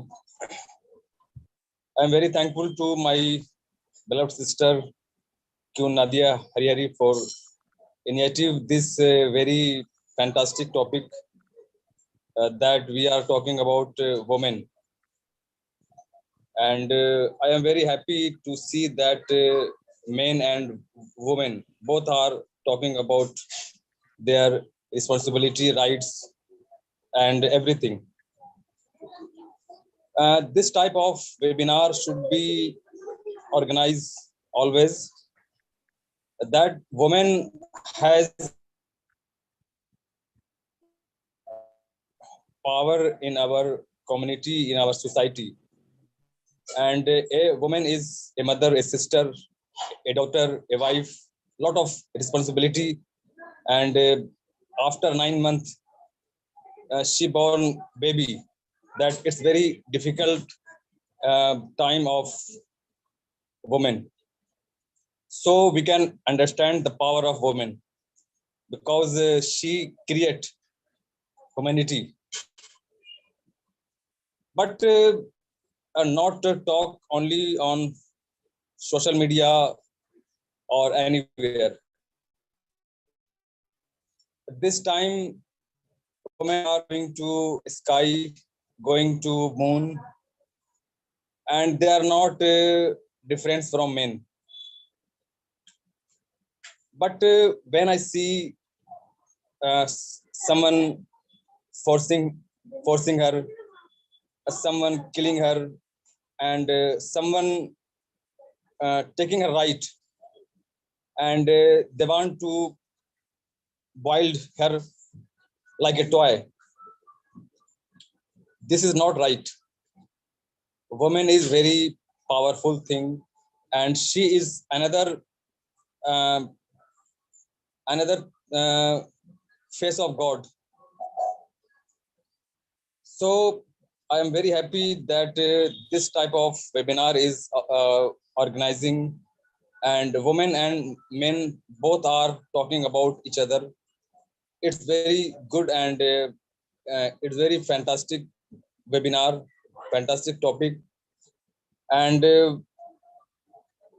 thank you all of you, successful team, Dr. Sally Bist, who are an amazing moderator and a very good educator on international level. And I am congratulating all team member of Successful World from every corner of the world. And I am giving my love, giving my regards, giving my respect to my beloved Queen Nadia Harihari, who is very close to my heart. Due to my very busy schedule, I'm not able to give my time to her, but my bliss and my love are always with her. And I'm sure she is working different from other. Many are talking about peace, humanity, but she is doing difference. She taken different topic, different thing, and she do it on international level. I congratulate her, and I wish her all the best in future. And my another good friend Rania from Greece, she is also a ground level educator, a powerful woman who is rising every corner of the world. I am very happy to be friend of Rania Lampu, my sister Queen Nadia Harihari, Dr. Sally Bist, Aishwarya Katyal ji.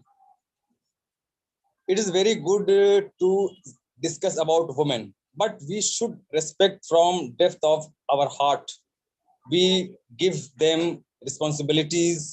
We should give them opportunities, and we should respect from core of our heart, because she is like my mother, she is like my sister, my daughter, my grandmother. Lot of responsibilities and a lot of name. And every religion, not only one religion, every religion talked about women empowerment, women power, and responsibilities of women. Every religion, Hindu, Muslim, Sikh, Isai, every religion talks about women right, women empowerment, women responsibilities, everything. But it's our duty to utilize that quotes from Quran, Bhagavad Gita, and Bible, Buddha, and every religion book. We should read every religion book, not only our religion book. We should understand every religion. We should understand every culture. We should understand every heart, every mind. Then I'm sure if we will connect each other, and we will respect each other, and we will create opportunities for each other, then I'm sure one day peace will be spread everywhere. Humanity will be spread everywhere. You can unmute yourself, Mr. Danish. Mr. Danish, Excuse me, I would like to ask a question, please. May I ask a question, Your Excellency? Mr. Danish, please unmute yourself. Yes, Brother Sayyid Danish, your micro is muted. Mute. We are not able to listen to you. What we Yes. are talking, he knows everything. Then we should trust on him. We should trust on him from our heart. Then I'm sure we will not be sad. We will not be depressed. So what is going on? Who is muting him? Danish, you can unmute. Unmute yourself. Mr. Danish, please unmute. You've gone on mute. Please Yes. unmute yourself, Mr. Danish. Yourself again. We're not able to listen to you. Women, and nobody is equal. Men responsibilities is another.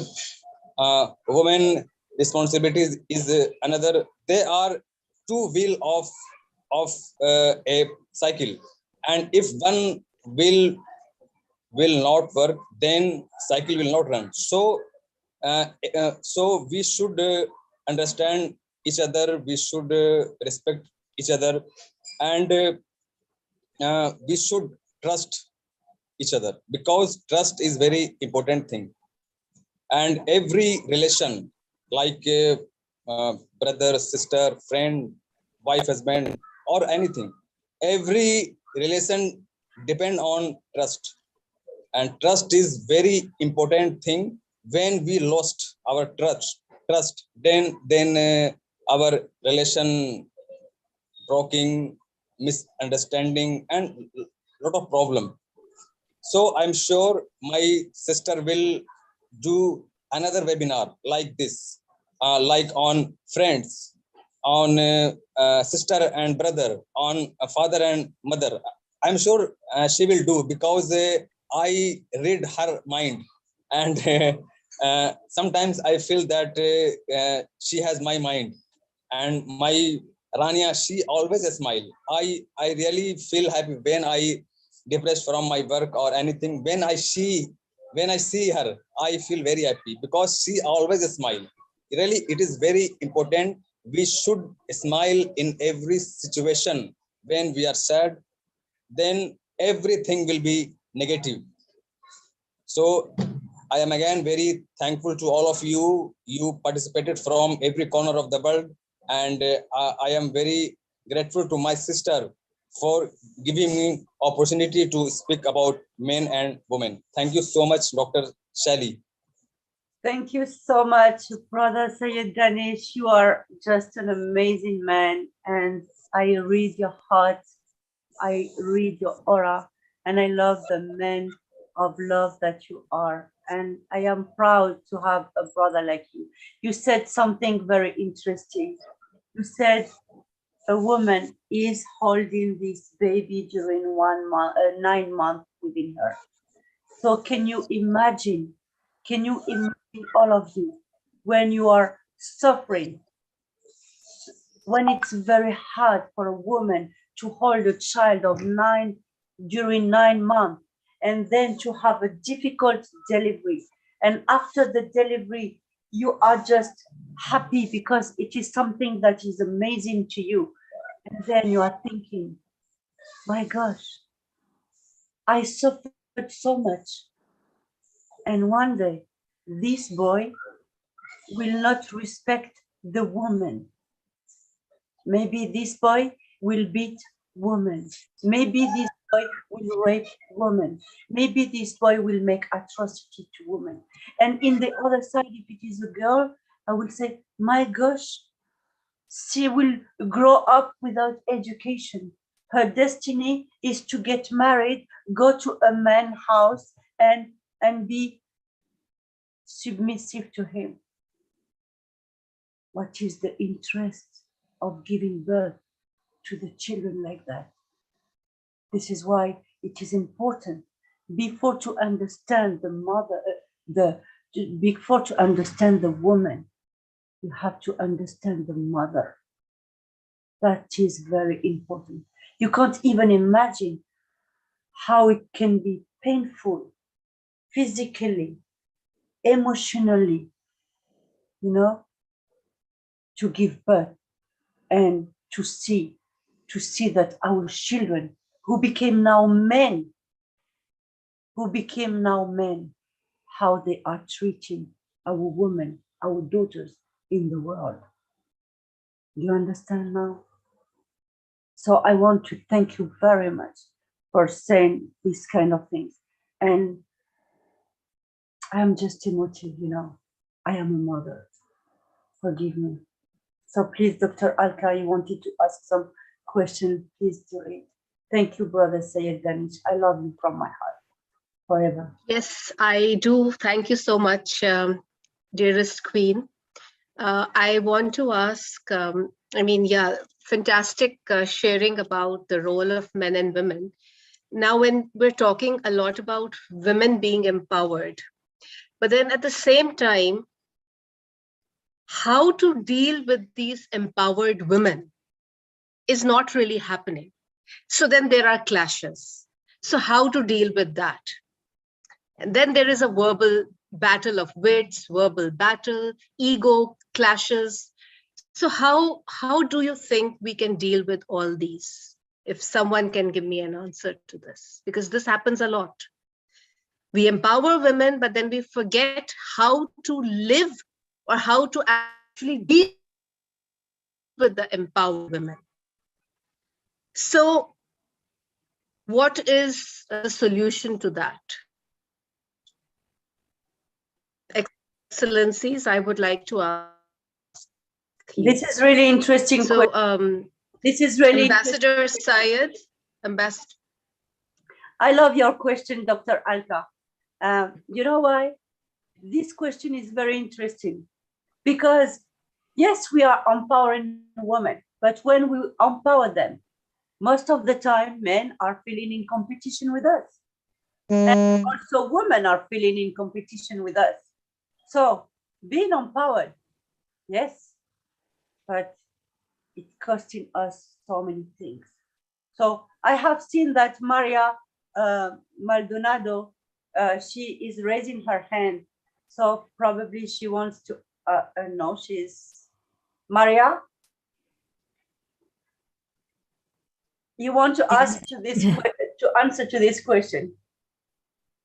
Well, in fact, I don't have an answer because that is why I think we are all here discussing women's role and men's role to live together. Yes.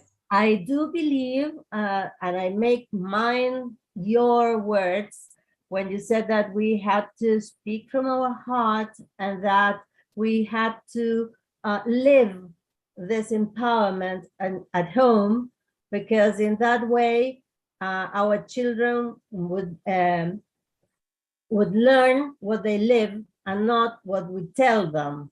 That is a big difference we have to make. Children only learn what they live, because if we preach something we don't do, they will take after our behavior, not after our talk.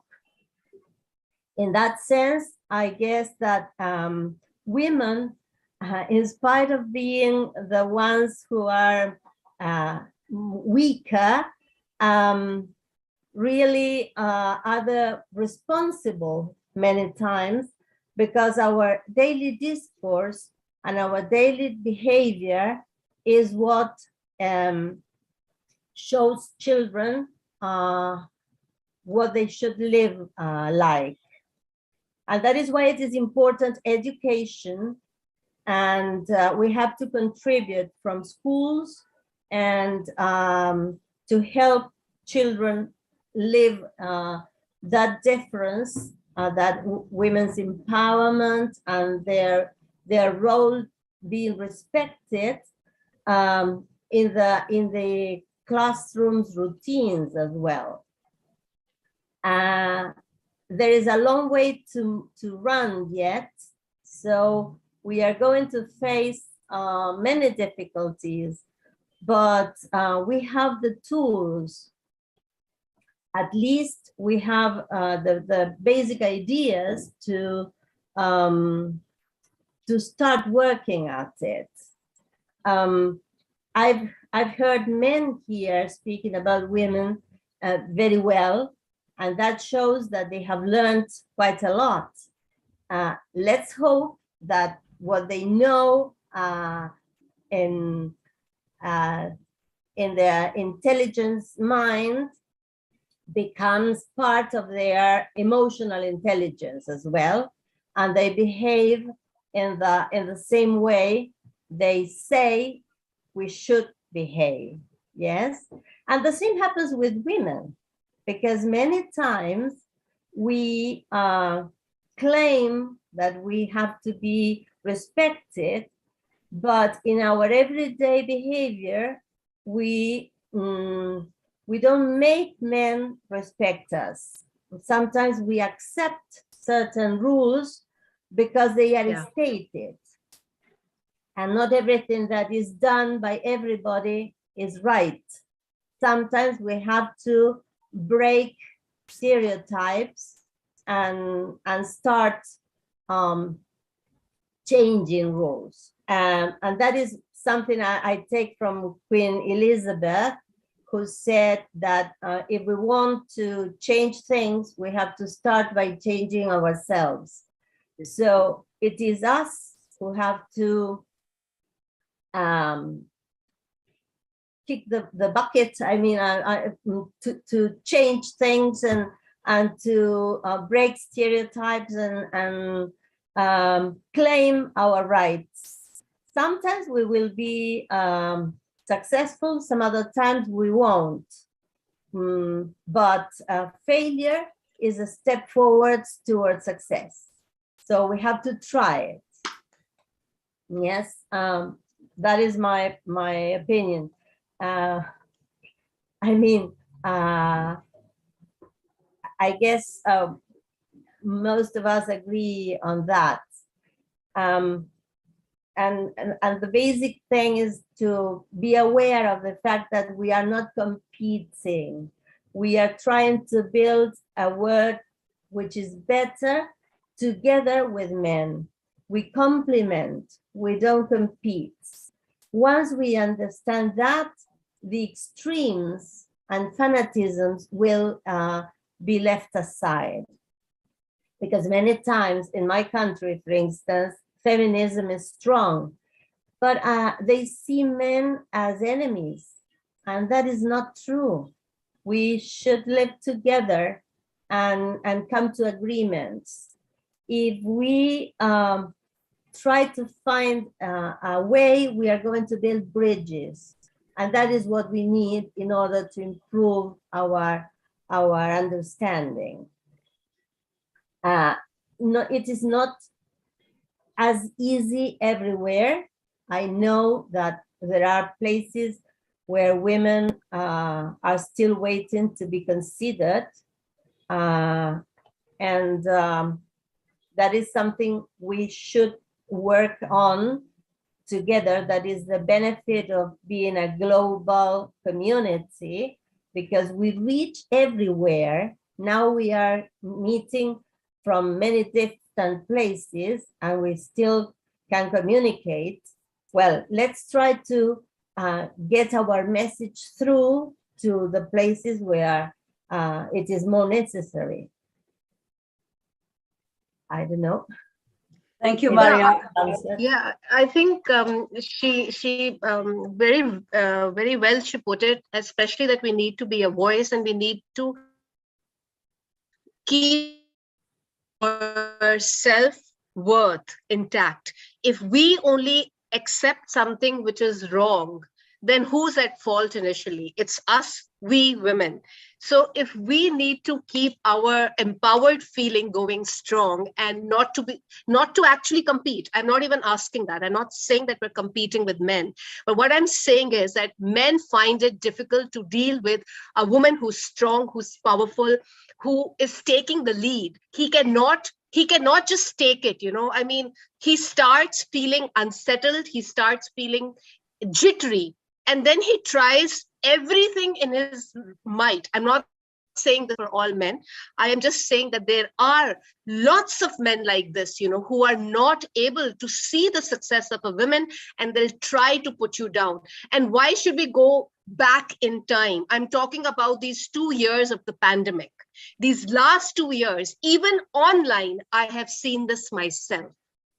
The thing is, we need to keep our self-worth intact, as very rightly put by Ma'am Maria, that we need to keep our self-worth intact. We need to make everyone realize that I am a human being first, and this is my right to have this or that, and no one can treat me like dirt.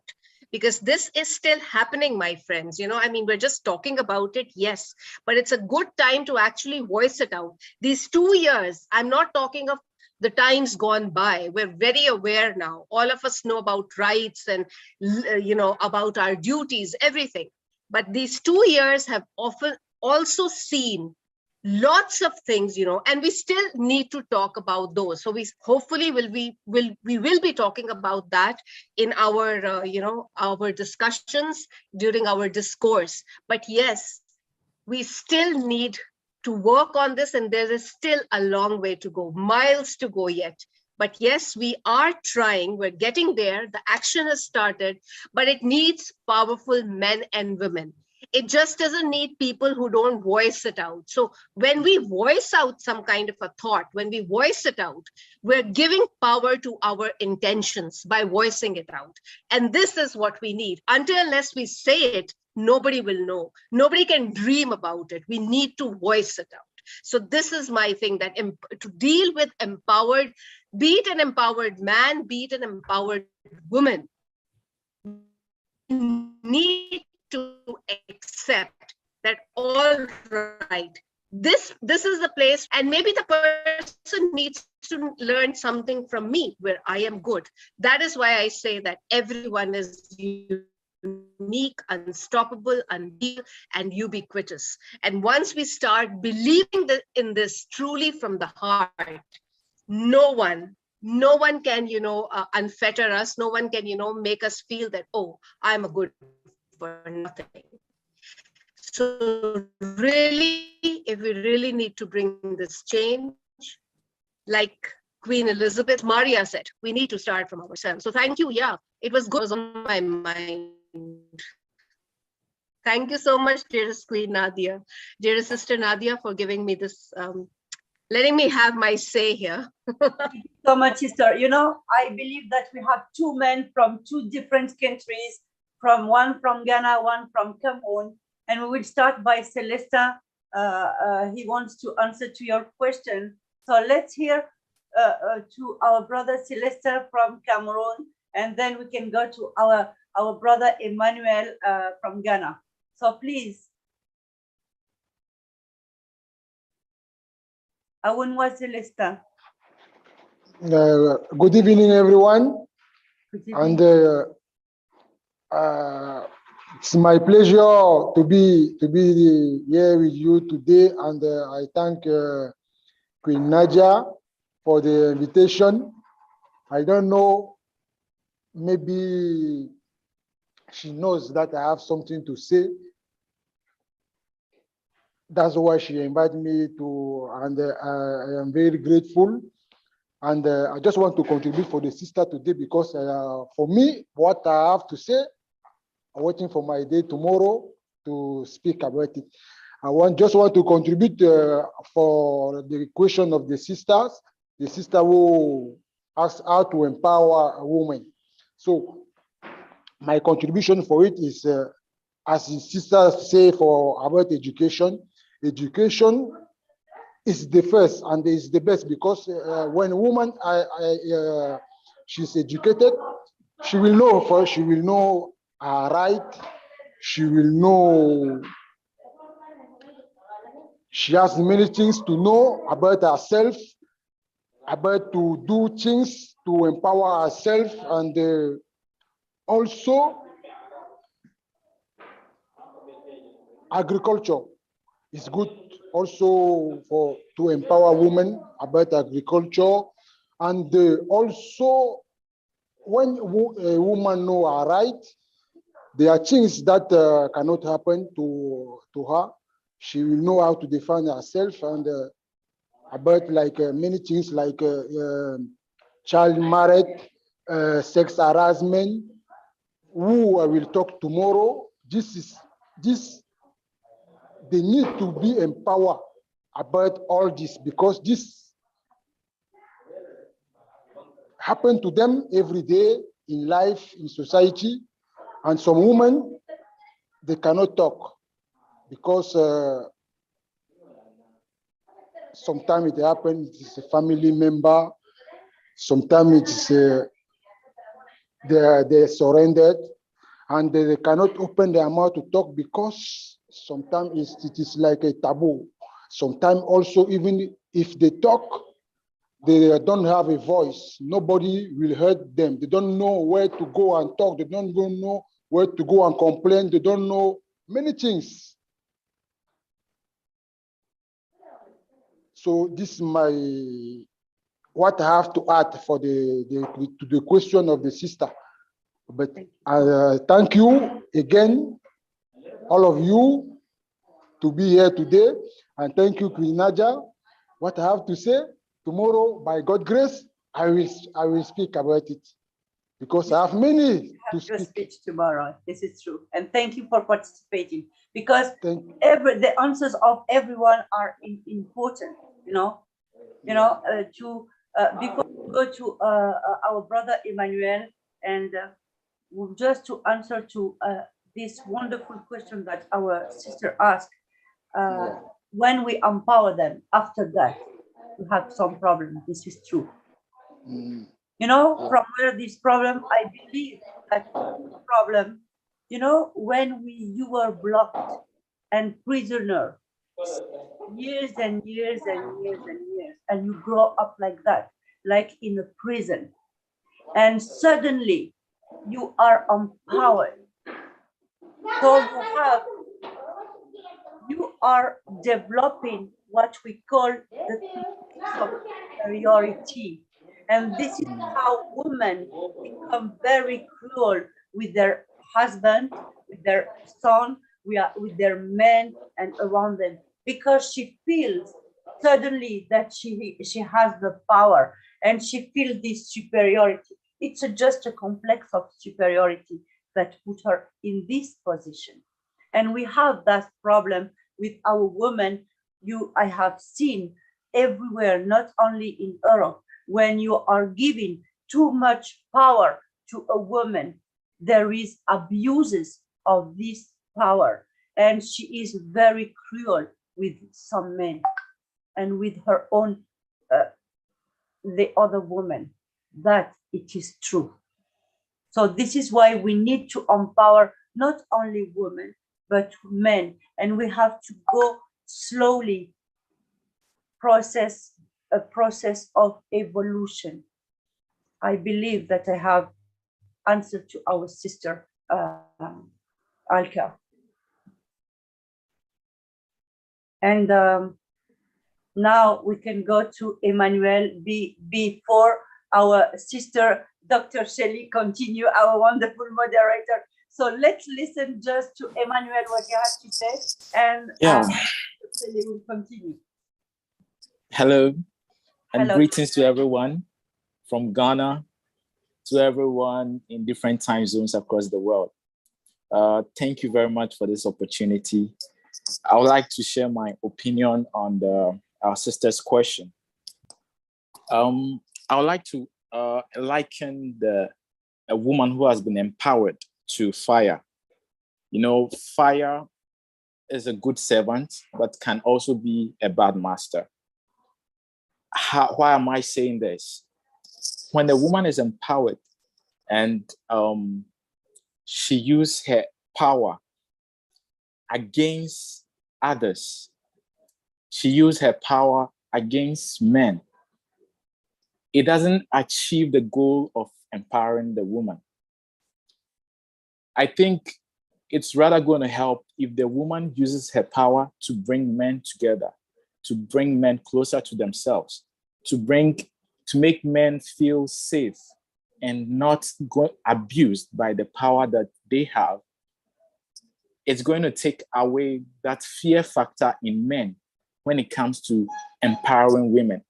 Because let's not forget, what are men protecting themselves from when it comes to a strong woman?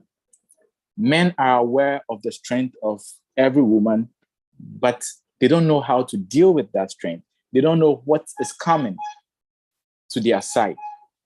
So I think if women will also embrace men with their power, if women will make it easy for boys and men to understand that they are not being empowered to compete.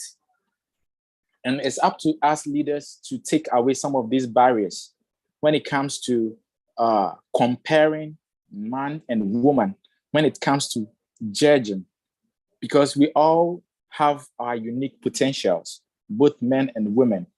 It's up to us to nurture it in the right way, in the right direction, in a positive way, so that we can all achieve the goal of protecting human rights, and not only a man's right or a woman's right, but protecting the human right in general. The problem with men, I think women should also become a subject of education. Women should be a woman should be a lesson or a subject that men must learn, because men don't know who women are most of the time. And that is why they fear when a woman is being empowered. We all know what women can do in society. They can multitask, they do a lot of things at the same time. But how can we allow women to operate and function without the fear of being abused? Because, for example, if you empower a woman today, is she going to use it to control the husband? Is she going to use it to control men or women in her space, without thinking about the effect that is going to have on children and people looking up to her? The power that we give to women is not to abuse, it's not to destroy, it's not to claim some title, but it's rather to solve a problem faster than how men can solve these problems.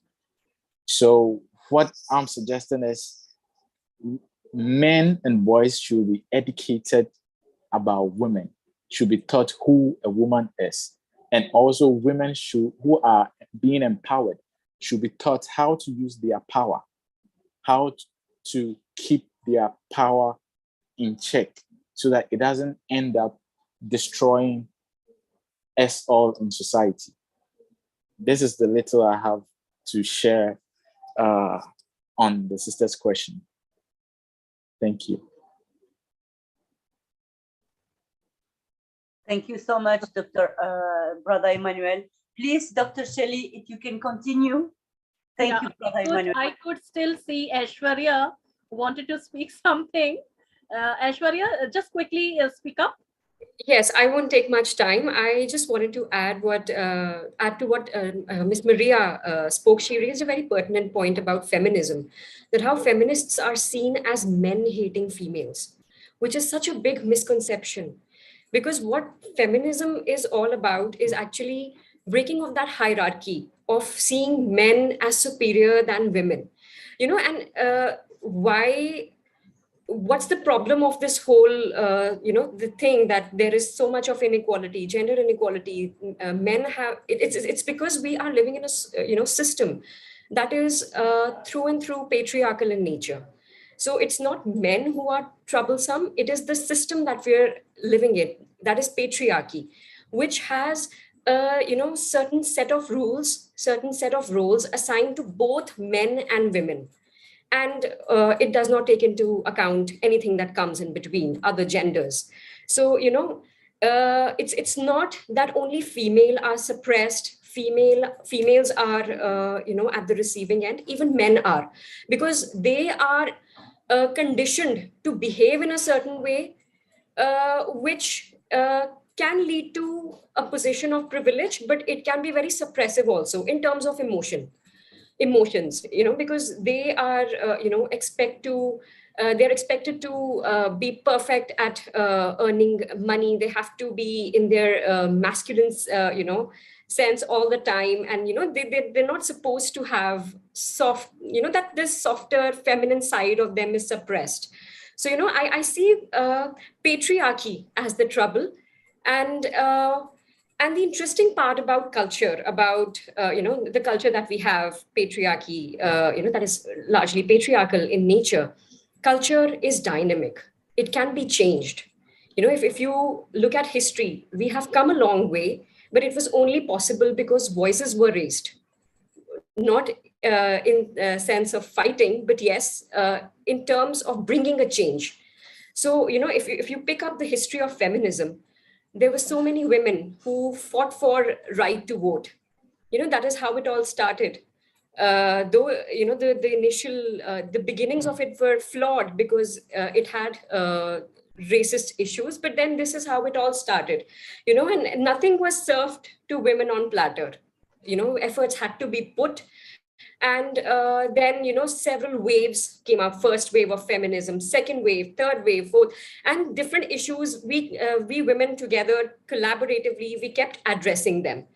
So, my idea of it is that, if we change our own personal outlook and perspective of how we look at things, and we start putting all those perspectives, those ideas into praxis, a lot of change can be brought about. And whatever we believe about bringing a change, it is important that we actually practice it in personal life, because the generations, that are to come, the little kids who are seeing us, they're actually emulating us. They're seeing us as examples, and they don't follow us by words, they follow us by actions. There is a Cora effect, the mirror effect. They copy what they see. So, if you are, very empowering in that sense, and you exhibit a sense of equality in terms of gender, the generations that are to come, the next generation, the generation that is watching us, they will learn that automatically. So yeah, this is actually an extension of what has been said already. But what I'm trying to say here is that, there is hope, because all of it is so dynamic. This whole structure that we're living in is so dynamic. There is scope of hope. There is scope of change. And yes, it will come. And it will come only if we keep pushing for that change. So yes, this gathering then becomes very important. And I'm so glad our dear Queen could bring us all together to discuss some really pertinent issues for 3 good days and many more days to come in future, as she promises. And that is how it is important to move forward, because I have also seen how things can regress. We also have the example of Afghanistan in front of us. So we have to make sure that we are always moving forth. We are always marching forth in a collaborative action. And we also have to take other genders into consideration, because we don't have to leave anybody behind. It's like when you acknowledge just men and women, it's like just, watching a black and white TV when actually you can watch a colored TV. So that is how I look at it. I am a queer theorist, masculinist, masculinity theorist, and I'm also studying gender. This is a part of my PhD. So, I'm actually totally immersed into these discussions right now. And I feel that, the more you learn about gender, the more you learn about different genders, the more you appreciate them, the more you become inclusive. And I really hope you all get to see that beauty when you actually learn more about, how gender operates and how changes can be brought about. So yes, the answer to Dr. Alka's question is that changes can be brought about, but a lot has to be done first on the mental level. Then it has to be brought into praxis. It has to have reflection in real life as well, right? And then the changes will come about. Changes will come only if we keep pushing for them. That is all I have to say.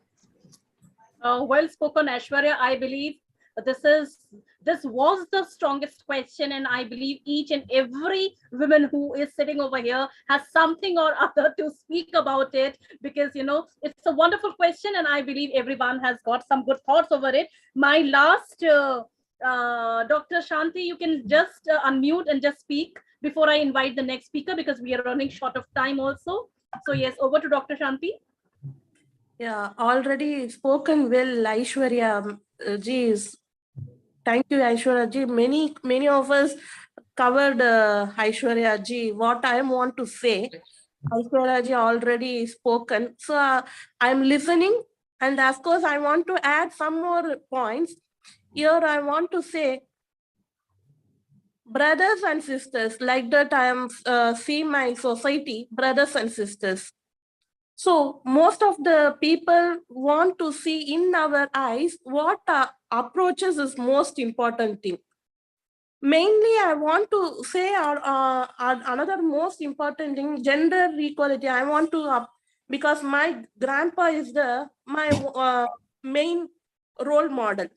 So in my way of approaches like that, I am salute my first.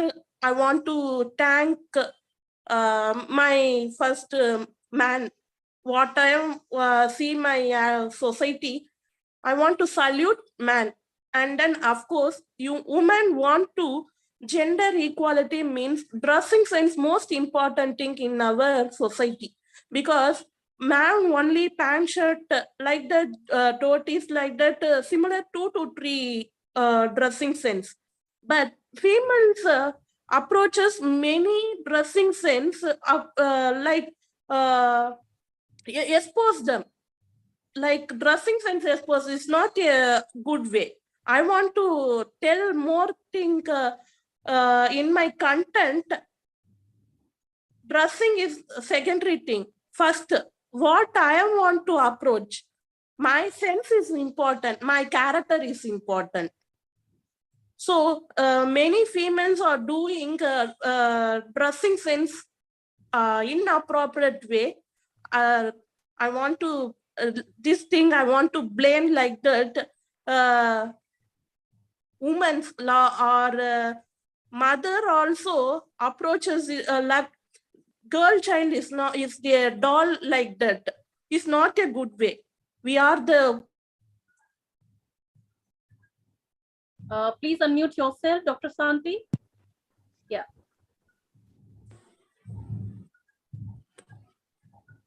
Hello. Yes, you're audible to us. Yeah, sorry.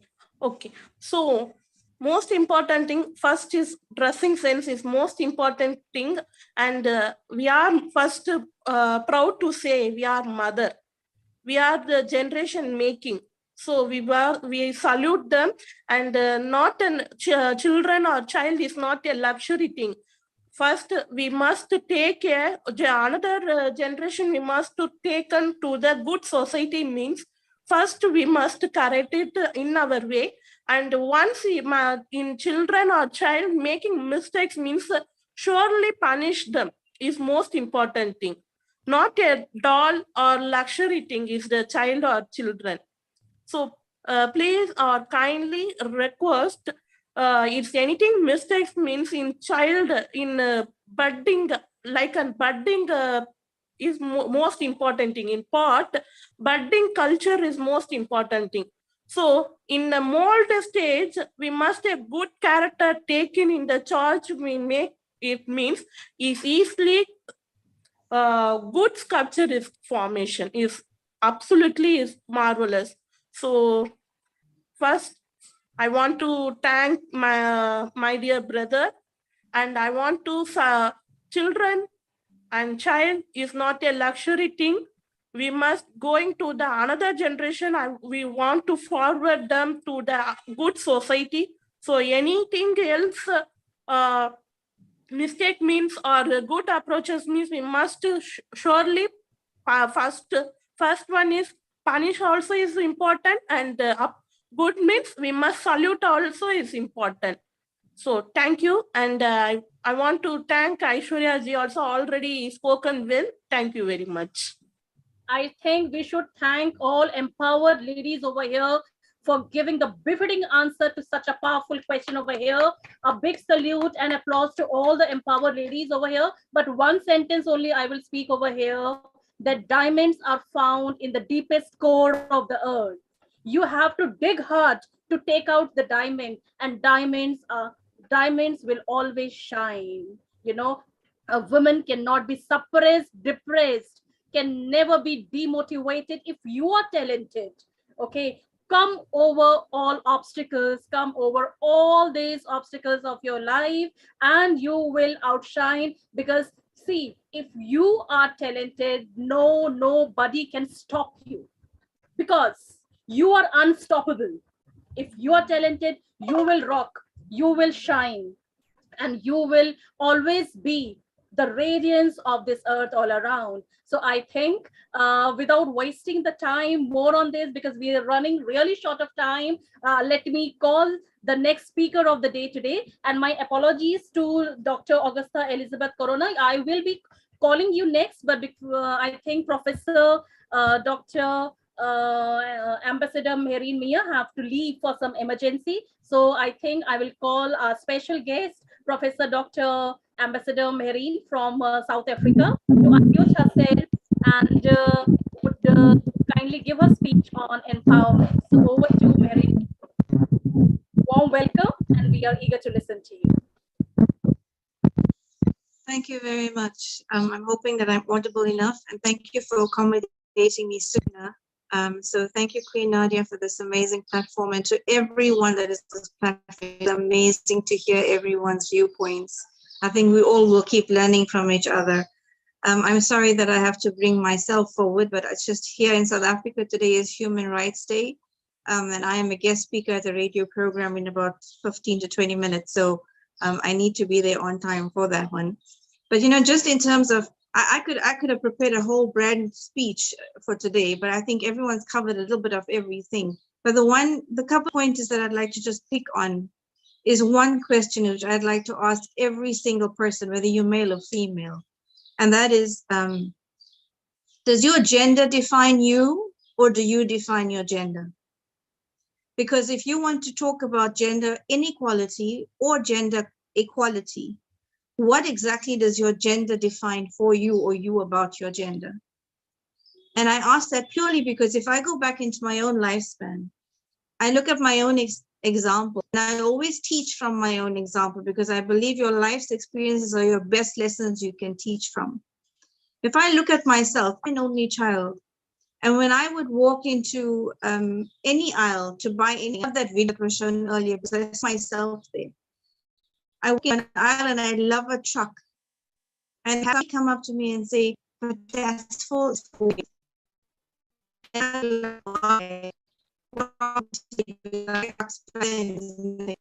I to you, when we talk about break, where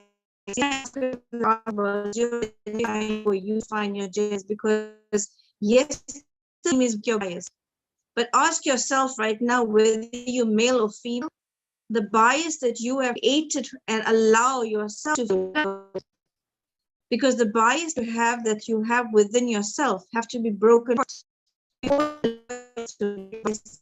outside of you. Bias that is outside of you is still outside of you. Bias that you have allowed to control you is what you need to break off first. Sometimes it's not that easy. And I say that because I know I've experienced it. If we talk about culture, if we talk about religion, I have had male counterparts question my being somebody who wants to be outspoken. I have had people come to me, male counterparts, say, as a Muslim woman, how are you able to come out? You're not supposed to voice your opinion. And I then go back and I say, well, where do you come up with that? Show me where it says that I'm not supposed to be speaking my voice. Show me where it says that I'm supposed to be stifled, because nowhere does it say that. For me, it's about you and your mindset that is not willing to accept me speaking. Is that not the case? So the whole thing for me is about us men and women need to really come to terms with the honesty of what we have within our mindset. If we create the bias for somebody else, are we creating it? If you allow a bias to affect you, are you allowing it? Because like we said before, The whole concept of empowerment lies within you being you and changing yourself first. Empowerment for me, when I teach it, is not about making somebody powerful. Empowerment of a woman is not about the woman becoming powerful over somebody else. Empowerment is about your self-growth. Empowerment is about your self-development. Empowerment is about you growing yourself to the best version of you. Why? Because you deserve better for who you are, whether you're male or female. So yes, we need to empower women. We need to empower our men, like we said earlier, because we need to bring them on par with us. But better than that, I believe everybody that is out here on this platform or that can listen to us later, if you are sitting in a government position, if you are sitting in any seat that can make a difference, I'm asking you and challenging you, bring empowerment into our schooling system. Bring empowerment to our children so that we don't have to wait to empower adults. We empower our children because our children are growing. And like we know, and we keep saying, our children leech off us. Our children leech off our actions. So let us teach them from a younger age to empower themselves from that point on. Why wait? Why wait for a bias to try to destroy you? Why wait for a circumstance to destroy you? For you to realize, oh wait, I need to make a change. When you can start to teach children from younger ages what the awareness needs to be, what the honesty about the self needs to be, how you need to actually get to grapples with what is happening outside of you. Take control of what you can control. What can I control? I can control me. As a woman in today's world, as a woman leader in today's world, there are still other women even out there who are not happy to make other women rise. We need to also face that as a fact. It is a fact. Other women who are sitting out there, are sitting in government positions, will come around to try and get your vote and say the best of words for you. You would give them your vote, and then they sit in these absolutely fantastic positions in parliament. And guess what? Us women who gave you the vote are forgotten. So the fight still has to sit with us. And I'm saying that's it stops. We need to be able to take that stand for ourselves and for the children. Men and women, yes, we need to grow together. We keep saying it. We are not here to compete. I keep saying to people, to men especially, I'm not your competition. I'm here to work with you. I'm here to collaborate with you. I'm here to talk with you. Ask me if you need to ask about something that you need validity on, and I'm willing to answer you, because empowerment was not something born yesterday. In my faith, empowerment was born 1400 or so years ago with the prophet's wife, who was a businesswoman, who was older than her husband, who proposed to her husband. That was back then. So empowerment is not something that's new today. Empowerment has always been there. We just now are bringing it to the surface. And if we don't empower those around us to accept how we want to be empowered, how we want to be, how we can be the change, then it's not going to be accepted enough. Like the one brother came on and said, we need to educate the men how to accept us. I'm challenging that and saying to the men out there, go and get yourself empowered too. I do not have to always be the one to prove myself worthy for you to be able to have to learn something. You as a brother need to also take the stance and say, well, I need to learn what's empowerment of women. They're all rising. They're rising each other. They build each other. Let me take some start to do something for me to also come to the and say, you know what, I can. I can because I want to respect this woman. I can because I respect gender equality. What does that mean? And when we have to talk about mindset, the mindset starts from a little child. The little child that I was going in through an aisle where I liked to said to me, but the truck is for a boy. The mindset of an adult who is a little boy who likes the color pink, that's not for you, it's for a girl. The mindset starts with the adult. Every single one of us. Every single one of us it's up to each one of us to start with us. We need to break the bias. We need to bring the equality. But how do we do that? We're doing it by first looking at yourself, look within yourself, and ask yourself again the same question I started off this talk with. Does your gender define you, or do you define your gender? Because in any way that you're going to look at it, you have a life cycle. A life cycle, you will play different roles. In your different roles you play, you will learn more, you will develop more, you will grow more. You will also face the worst adversities from opposite genders, from bias that surround you. How you develop and grow yourself and empower you will allow you to make your life cycle worth it. So ask yourself today, what am I doing to empower me so that I can make the difference and the change that's needed for gender inequality to be scrapped? So if you are somebody who's in government or the big house that's listening to this conversation, then I challenge you to ask yourself the same question. Gender inequality is not something you will stand for. Today is Human Rights Day in my country. It's not just a woman's right that we fight for. It's not just a men's right. It's not just a child's right. It's a human right. When we fight for human rights, you are sitting in government positions. Are you doing something to make sure human rights in every form is actually dealt with? What are you doing? And we are challenging you today because we are saying, you who is sitting there, who can make the difference, understand that we as women, as girl children, that become the voice of those who don't have a voice, we are tired of the discrimination. We are tired of the injustice. We are tired of the unfairness. And together we will collectively now make the stand and make the change by speaking. And we have brothers out there though, who are willing to stand with us now, which is history in the making. So again, gender inequality needs to become something of the past. Gender equality needs to be something of today and tomorrow. And we start by teaching our children this. We start by inculcating it in empowerment of the mind first. And that is where we will then learn, as the one quotation came up in one of the slides, which was beautiful, that men of quality will then respect the woman equally.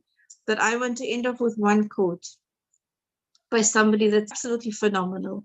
And I remember listening to her speak, and I actually wrote it down. And that was a quote by Queen Nadia herself, where she said, "We are not fighting for superiority. We are fighting for equality." And I love that quote because that's exactly what we are doing. We are not fighting for superiority here because we are not competing with each other. We are fighting just for equality, recognition of each other. And again, I want to thank to everybody.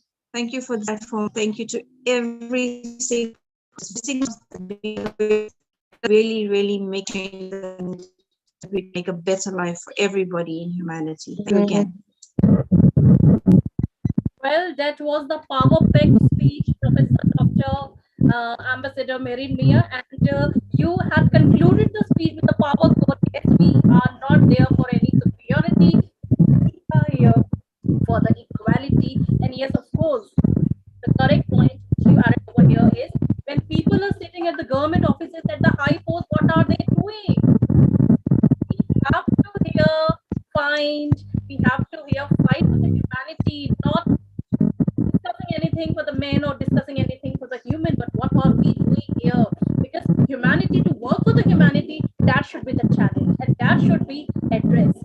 So Queen Nadia, do you have any special question for Ambassador Merin Mia? Yes, thank you so much, Professor Dr. Shelley. My sister, Professor Dr. Merin, I want to say I love you very much. Your words, you have a certain vibration in your words that can touch every soul and that can touch and put at his feet every ego in this planet. Because yes, this is true. What is blocking, what is stopping the equality between every gender, because for me, it's not only men or women, we have also trans women, trans men, and you as individuality, you are your own a whole gender, a gender in its entirety. You see? So your words will just to break every ego. If today we are still fighting for this equality, respect of our rights, you know, respect of the quality of our rights, the equality of opportunity, you know, it's because of the ego. Because of the ego. And complex of superiority of some people. But your words, sister, can break this ego. And I'm so proud of you because you can change. You can change not only a nation, you can change the world with your voice, with the vibration of your voice and the words of wisdom that you have. I'm so proud of you, really. And you know, there I know how it is difficult. I know how it is difficult in South Africa to live as a woman. This is the truth. And not only as a woman in South Africa, but a Muslim woman in South Africa. It's not also easy. But your journey is just a challenge. It's just a fight of every day. And sister, you did it. See where you are. You are here speaking to the world as an empowered woman. And that it's not given to everyone. Because I know a lot of people think that in Islam, women have no voice. In Islam, women is nothing. This is not true. People who read Quran will discover that Quran is putting the woman at the very high level, even above the man. But everybody cannot understand it. Only pure heart, open mind, and spiritual people can understand what is written in the Quran. You know? And to be as a Muslim woman, you are just the pride of a Muslim woman. Just to show to the world that yes, I am Muslim, but yes, God gave me the authority. God gave me the blessing, the gift to give birth and to be the mother of all humanity. Yes, and you are the example of this Muslim woman. Hats off to you, sister. Thank you so much. Well spoken, Queen Nadia, and we all are sitting over here to break the bias, and that should be the spirit. Okay, and now before I proceed further with the next speaker, I have my co-host Dr. Namita Rajput. She has to add on what Dr. Shanti has spoken over here. So I would request her, Dr. Namita, to please bring your opinion, whatever you want to add on, please. Over to you. My greetings and salutations to all present here on this wonderful debate of men's world versus the women's world. So actually, the golden nuggets which were just given by Professor Dr. Mary, I would just like to add, like emphasized on breaking stereotypes. Actually, our contribution is basically the analysis on the one hand of the stereotypes which are generated by the attitude of the identification or the inclusion of an individual or a group with or in a collective of a shared values, and the other hand, the alienation and the exclusion of the other. So this is the biggest issue. And using the gender inclusive language means speaking and writing in the way that does not discriminate against any particular sex, social gender, gender identity, and does not perpetuate the gender stereotypes. So to break out of an entrenched stereotype is not very easy. And that's the genesis of our discussion, our problems, and where we stand today. And the world, which is full of inequality, the basis is a stereotype. So we need to break the stereotype. And a part of it involves knowing, researching what others believed us to be in the past, what they believe now, and what they see in the future. So the best strategies when you talk about, making the world more gender inclusive is use non-discriminatory language, make gender visible when it is relevant for communication, and do not make gender visible when it is not relevant for communication. These three are the important strategies to break the bias. And how men and women unconsciously collude with the societies, with the culture that have actually ruled out the women voices. So that's when I, start that how the people are behaving in this millennium they are born and brought up with an attitude like boys will be boys. Boys do not cry. So when you're born with such conversations and with such messages, when they are born and brought up, the females are given the dolls to play, the men are given the aeroplanes to play, the cars to play. So what and how we are going to break the biases? So it is we, with the shared values and with the shared vision, can together break the bias by just going opposite to what we had the life earlier. Thank you so much. Wonderfully voiced, Dr. Namita Rajput. You were powerful in giving your perspectives on such a great topic. We are blessed to have you over here with us. Okay, so now I invite our next speaker, our special guest, Dr. Her Excellency, Ambassador Augusta Elizabeth from United Kingdom, to speak on women empowerment. So over to Dr. Augusta Elizabeth. You can unmute yourself and come on the screen to give her opinion on such a wonderful topic. You're welcome.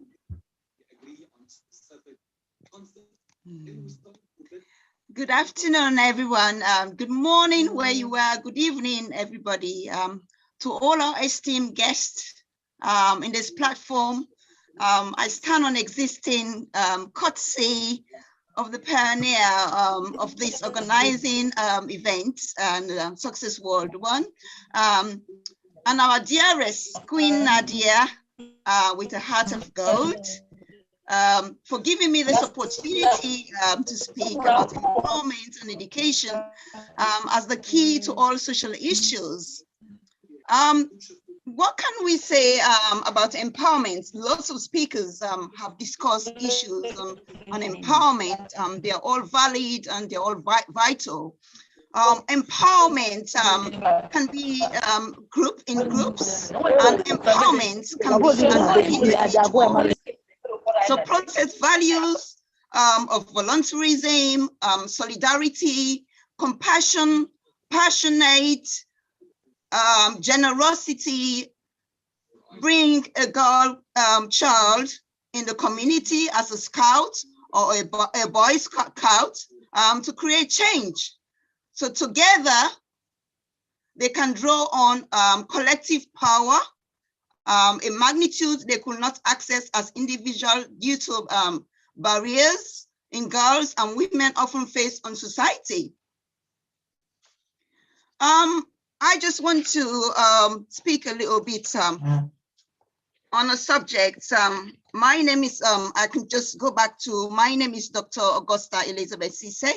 I'm from the UK, and I'm the CEO of Sickle Cell Intervention based here in the UK, and also a school governor for the Thinking School in Midway Towns. I'm also an entrepreneur with a brand called AG Mollifier Woman that deals with fragrances and perfumes and a lot of things. And also the director of education education and research on European Sickle Cell Federation. As a school governor for the Thinking School here in the Midway Town, I have noticed during my 6 years of duties, most school exclusions are mainly boys. So why is that?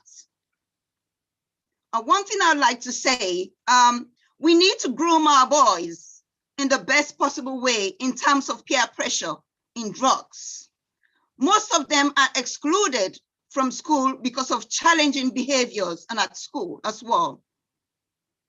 We empower our girls on educational programs and alongside with the family. For me, I would like to use myself as an example because Queen Nadia stated to us that we need to speak from the heart. Personally, I lost my husband like 11 years ago.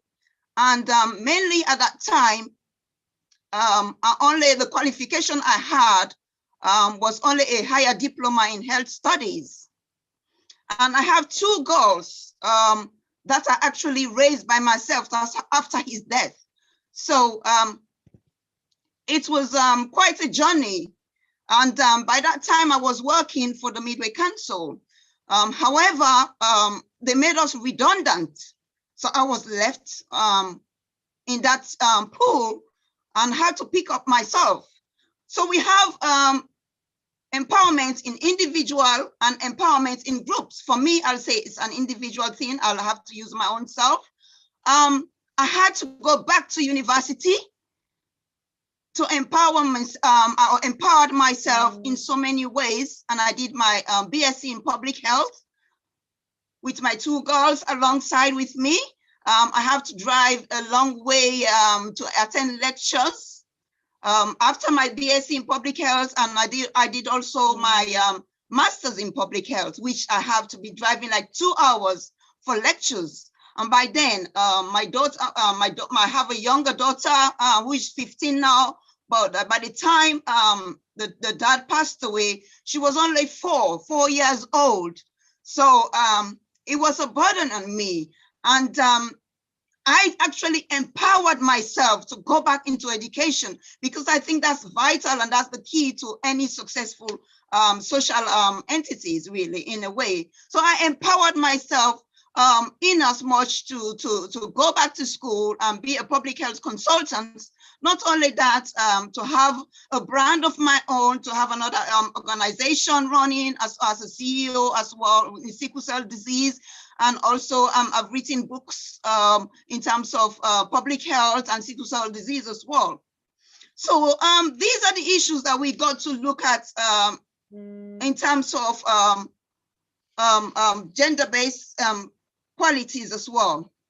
So I just want to briefly explain the one thing that I looked into really in this sense really is example is some employers steered women towards as cashier jobs.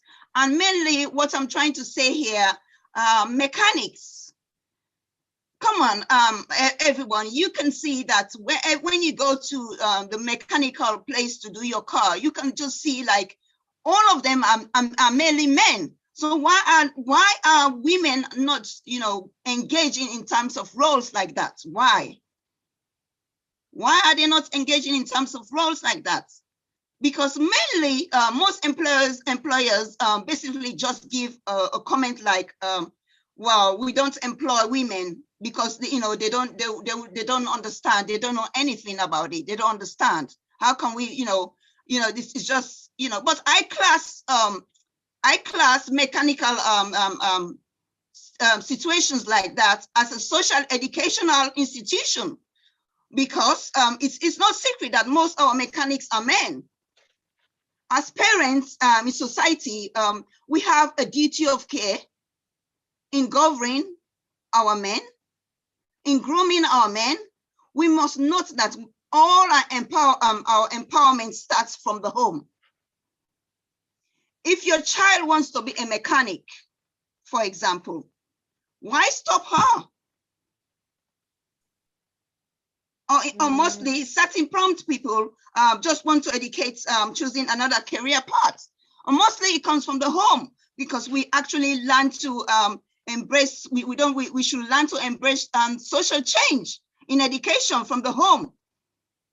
So as a stepping stool for the near future in terms of that, we should not limit our children to what we can do for them and what they intend to do, because we need to guide them actually on every aspect of their daily living. Take for example, with my daughter, my younger daughter, I always like to pray with her in the morning. And yesterday she said something to me. I asked her, I said, what do you want us to pray about today? Because I do communicate with my children, and it's part of what that we don't do at home. Sometimes we don't communicate well with our children. They tend to get more communication out there, and they fall into peer pressures in so many ways. And she says, Mommy, you know what you need to do for me? Mommy, let's just pray about, I want us to pray about positive emotions. For me, that means a lot, positive emotions. So she requested that particularly for us to pray about positive emotions. It's the way you feel, the way you think, and all of that. And it brings to me that we as a nation, or we as an educationalist, we need to teach children. We need to groom our male children, our female children about emotional intelligence, spiritual intelligence, and social intelligence. So the COVID-19 pandemic exposed new forms of intersecting inequalities and injustice associated with gender and education in schools. And often most schools were closed, and as a result, millions of children are out of school, and some children will not even return back to school, especially when it comes to poverty. So that's another thing we have to look into it as well. We don't look at things from a perspective of a topper level. We go into the bottom root. We go into the grassroots. We go into the things that are lying underneath the carpet. For example, as a single parent, it's quite difficult. The challenges that we go through. Once you are the breadwinner and you have to provide everything for your children, especially what we are facing now at this minute with petrol prices going up and all of those are the little challenges that we got to look at. For example, my daughter goes to a school very far away from me. I have to drive 30 minutes to take her to school. Not because there are schools not around here, but there are good schools that I wanted her to go. And that means for me, she can take the train and go to school. But for me, I like to take my daughter to school, mainly because I like to have a chat with her, when driving her to school, just to see that she's well at ease. She's well, because they go through so much in school as well, in terms of education. It's very tiring during the day. So I tend to drive her to school just because I want to establish a good emotions with her. I want to have a social interaction with her. These are the little things that we got to make sure that these situations are really challenged in a way. And all these emotions can be put into one, and we make sure that we speak to our family more, we speak to our children more. All this behavioral intervention is quite possible. How we interact with each other, how we talk to each other, how we portray each other, how we're talking about women empowerment. Some women are quite, we empowered ourselves to do more. And some women actually try to put us down, that we are empowered and we've worked so hard to be where we are. And you get all these types of things that are coming at you through society, through people, through cultural, through things that have been on decades, and through even spiritual intelligence, things like that. And you get attacks from evil things and lots of things that goes on. So we need to look at things in a broader spectrum, and also in the little parts, little aspects of things. And we have to make sure that our schools, our institutions are well trained with people that can embed these subjects all over the world. We live in a society that have grown. These myths, these sayings have been on for years and years, and it keeps repeating itself, really, to be honest with you. I was fortunate, even though I went to a girls' school, I was fortunate to be amongst boys, a mixed school when I did my sixth form. So I actually had the opportunity for being with boys. So I know when they're coming from, in a way. In a nutshell, I want you to think about this, and I want you to take this on board. When you truly begin your individual journey towards positive change and growth, your mind shifts, expands immensely towards accepting and embracing others as they are. In the context of relationships with each other, strive, you make your fixates less on attempting to change the other person, but rather more on evolving into your best version possible. You never have to speak a word to get that person to change. Your actions speaks for you and seamlessly brings them about your sheep. Wishing you all a fantastic week. Thank you so much, Queen Nadia, and all the exemplary people here. Thank you for having me on this platform. I am immensely grateful. Greetings from the UK. Thank you from my heart. So, Honorable Dr. Augusta Elizabeth, what shall I speak for you? Was it a great educationist, a great entrepreneur, or a great mom in front of us, you know, because you stood out as a mompreneur, a proud mompreneur, a single parent who was able to raise 2 daughters on her own, you know, getting educated, that is one thing, running the business, that is one thing, taking care of the kids, that is one thing, and driving 30 minutes to the school, that is another thing, taking care of the family along with the kids, along with your career, and that to single-handedly. Now that is an empowered woman. All salute to you for the great work you have done and for the great insightful journey, because you have become an inspiration for all others. You know, we don't want anybody else to support us. We are self-sufficient in ourselves. Okay. Yes. The only thing is we need to have the firm belief in ourselves. Yes, we are the Iron Lady and nothing is impossible, because impossible itself says I am possible. Okay. Yes. And I think we can combat anything on this damn earth only and only when we have the self-confidence in us. So that was the insightful journey, whatever you have narrated right in front of us. And we are glad to meet you, and we are glad to have an opportunity to listen to this Iron Lady on this platform. So all heartfelt gratitude to you. Thank you so much. Thank you for having me. Yeah. Queen Nadia, anything for her? Yeah, she's just amazing. You know, our sister Elizabeth, she's a very brilliant lady. I have seen her, you know, the talent that she has. She's good in everything. She is really good in everything. And I am very happy because when you speak from the heart, it is another dimension. We are going in a higher frequency. And that it is the only way to change the things. When the heart speaks, the mind just bow and listen. And that it is important. Thank you. Thank you. Thank you for being with us. Thank you you so much. Thank you. Okay, that's great.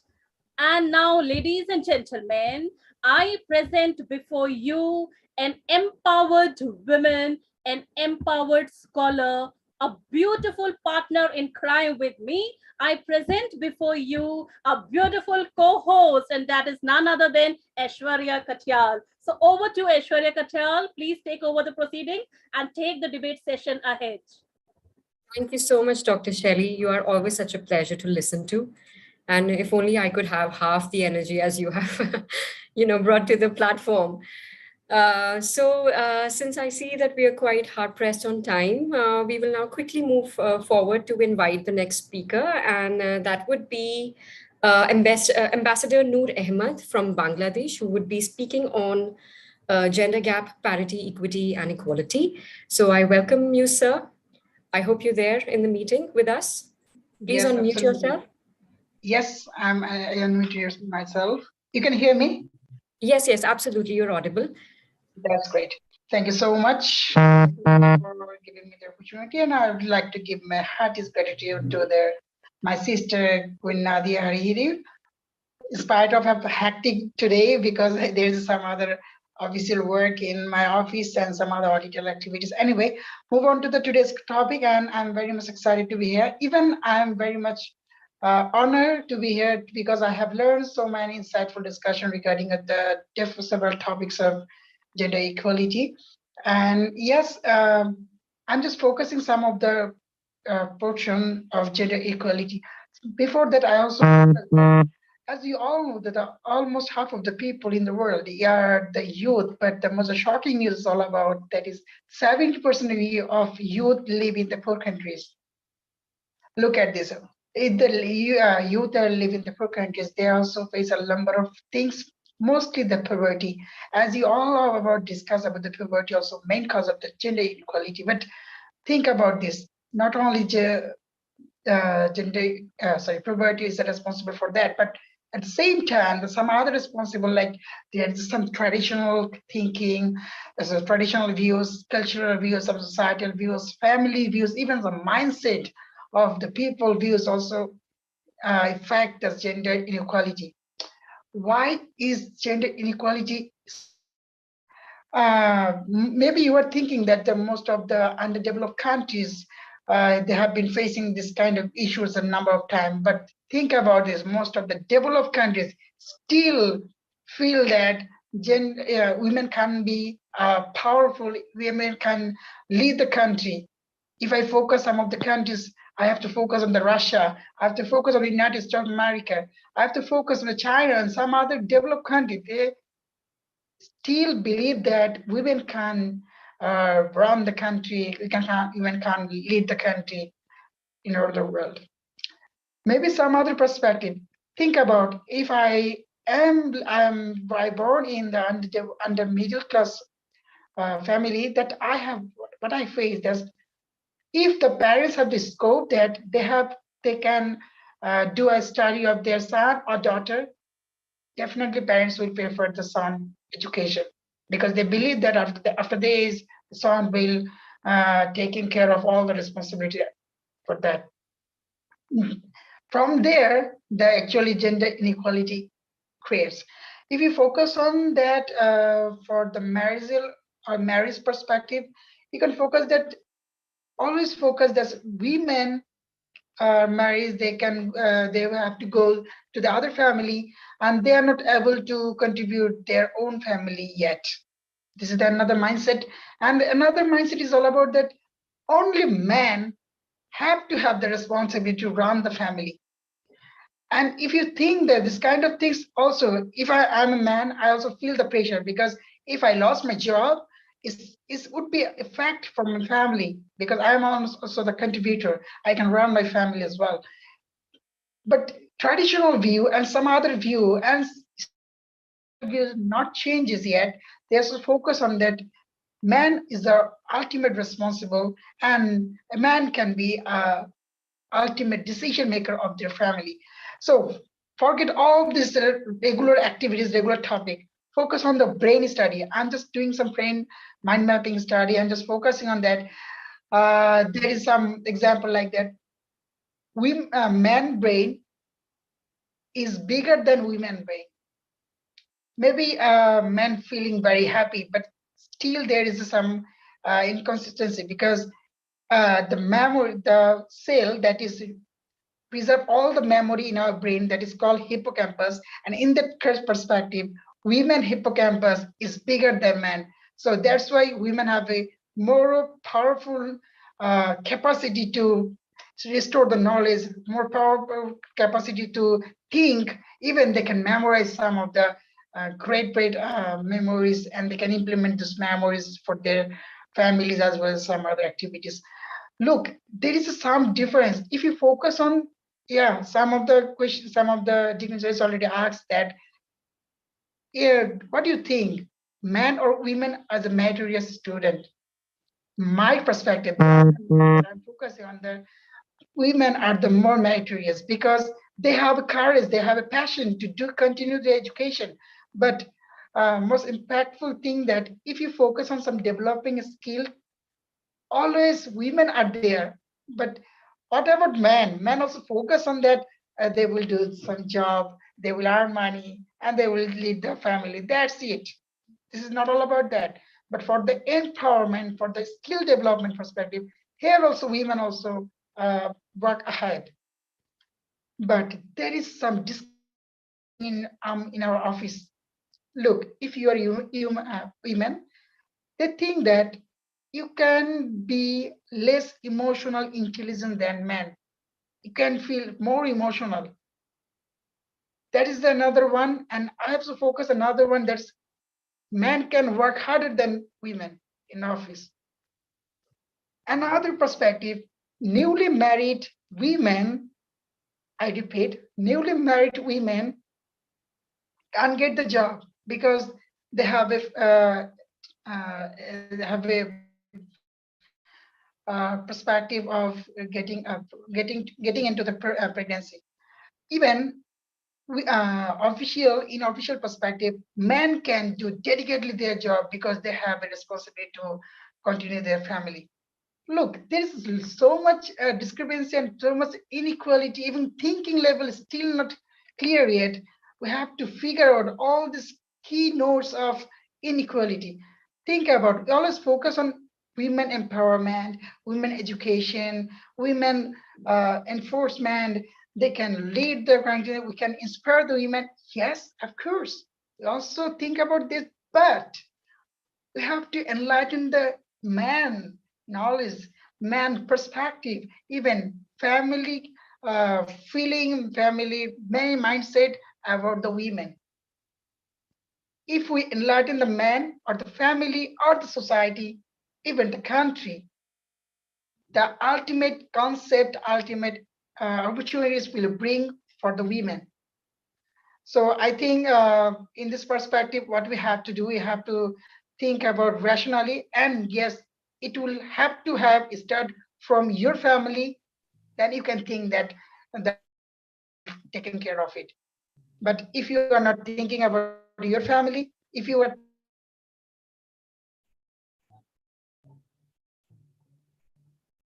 gender biased, if I'm a man, I can. This would be a gender bias.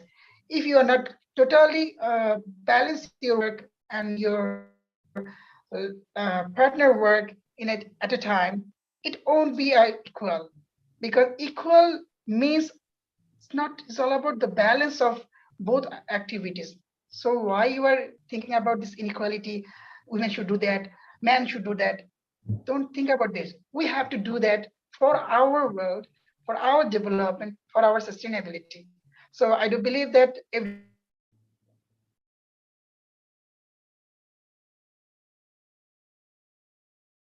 around the world. Thank you so much. Thank you so much for giving me the floor. Yeah, thank you, Ambassador Noor Ahmed, for such insightful session and talking about the special gender stereotypes which are practiced in Bangladesh. So, which is basically a generalized perception about the behavior, attitude, and personalities that are expected from an individual based on their biological sex. So in Bangladesh, as you addressed, the gender stereotypes are practiced even before the birth of a child.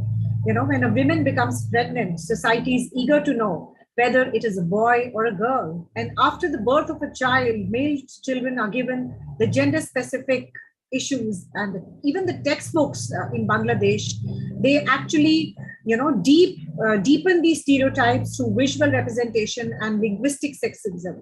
So the gender division of the labor is portrayed through, you know, assigning a specific role which needs to be bred. And we need to upskill the women. And you said that they are very good as far as their multi-roles are concerned, their emotional intelligence is concerned, their upskilling is concerned. So let us all join hands together to break the stereotypes. And this is the need of today, and this is what we actually want. So thank you so much for your insightful session. We are actually, very, very enlightened by your, thoughts and words and your expression. And we will all work towards breaking the stereotype and make world, a gender balanced world. So with these words, I thank you again. I ask now Aishwarya Rai to call upon the next speaker. Bravo, Noor. I'm proud of you. I have seen your evolution, and I believe that you are a great leader for your nation. You know, I believe that you can change a lot of things in Bangladesh. I know also there's a big unbalanced problem there in Bangladesh between men and women. The woman has no right to do a lot of things. The salary is not the same. There's a big difference there. And I believe as a leader, you started, I have seen your evolution. I believe that one day we will hear about Noor Ahmed as president of this country. And I encourage you, because I know that you can change the things. Miss Lori, inshallah, we'll do that. Thank you so much. Allah, I trust Noor, you. please explain the meaning of your name, Noor. It's a light. It's a spiritual light. Yes, Noor is also in Arabic language and it means light, and Noor is the light. I believe he will bring the light in Bangladesh, and he's the one who will bring this equality between men and women. Since the beginning, I am telling him that. Why? Because this boy is learning every day. He's learning from everything. And he has a vision. He has a mission. And slowly, he is just starting to be in the right position. And I believe that this boy, one day you will hear about it. Changing. Thank you so much for believing on me. Thank you so Yeah. much for being with us. I don't know, our chief guest, Rania Lampur, she knows also about you, and I'm very happy. So do you want to add something, Sister Rania? She's just amazing. Can you hear me? Yes, we can hear you. First of all, commenting on Noor's thought about the brain differences between the two genders. For instance, according to neuroscience, women's brain is pro-social and has a better memory ability. We need, however, to say that brain may has a gender, but mind and heart do not have a gender. And apart from this, there are many other global issues of gross violation of women's human rights that I think that we didn't we didn't focus on that in depth. First of all, we talk about early marriages, child marriages, because every year 12 million girls are married before they turn 18. And also girls, of course, who marry in childhood are at greater risk for intimate partner violence than girls of the same age who marry later. And of course, all these child brides face high risks of death in childbirth, and we all know about the complications also in pregnancy and childbirth that are the leading cause of death among young children. So also yesterday we talked about the case of war during humanitarian crisis. Women are those who face gender-based violence, and also, according to recent statistics, only 5% of foreign aid to fragile states is targeted to gender equality. Human trafficking, sex trafficking is another also issue that hits women most, because 70% of all trafficking victims worldwide are women and girls. And also, let's not forget the case of female genital mutilation. This practice, which actually happens in a number of cultures throughout the world, and today 200 million women worldwide are living with female genital mutilation. And this, of course, includes many health risks, including infertility, etc. Women's slavery, many economic inequalities. Obviously, women's rights, which are human rights, however, they're violated. And it might seem like an obvious point, but we cannot have a free and equal society until everyone is free and equal. Until women enjoy the same rights as men, this inequality is everyone's problem. So society gets better for everyone where women's rights are upheld and where are taken seriously. So we need the ways to empower women for sustainable development. We need to work together. We need to place women as leaders without having complex of inferiority. We need to give them decision-making roles, make more job opportunities for them to invest in their entrepreneurial ideas, to take an action against unpaid labor work, against violence, sexual harassment, to mentor them professionally and personally. And of course, respect them, because women is actually a divine creature and should be revered like this. Thank you very much.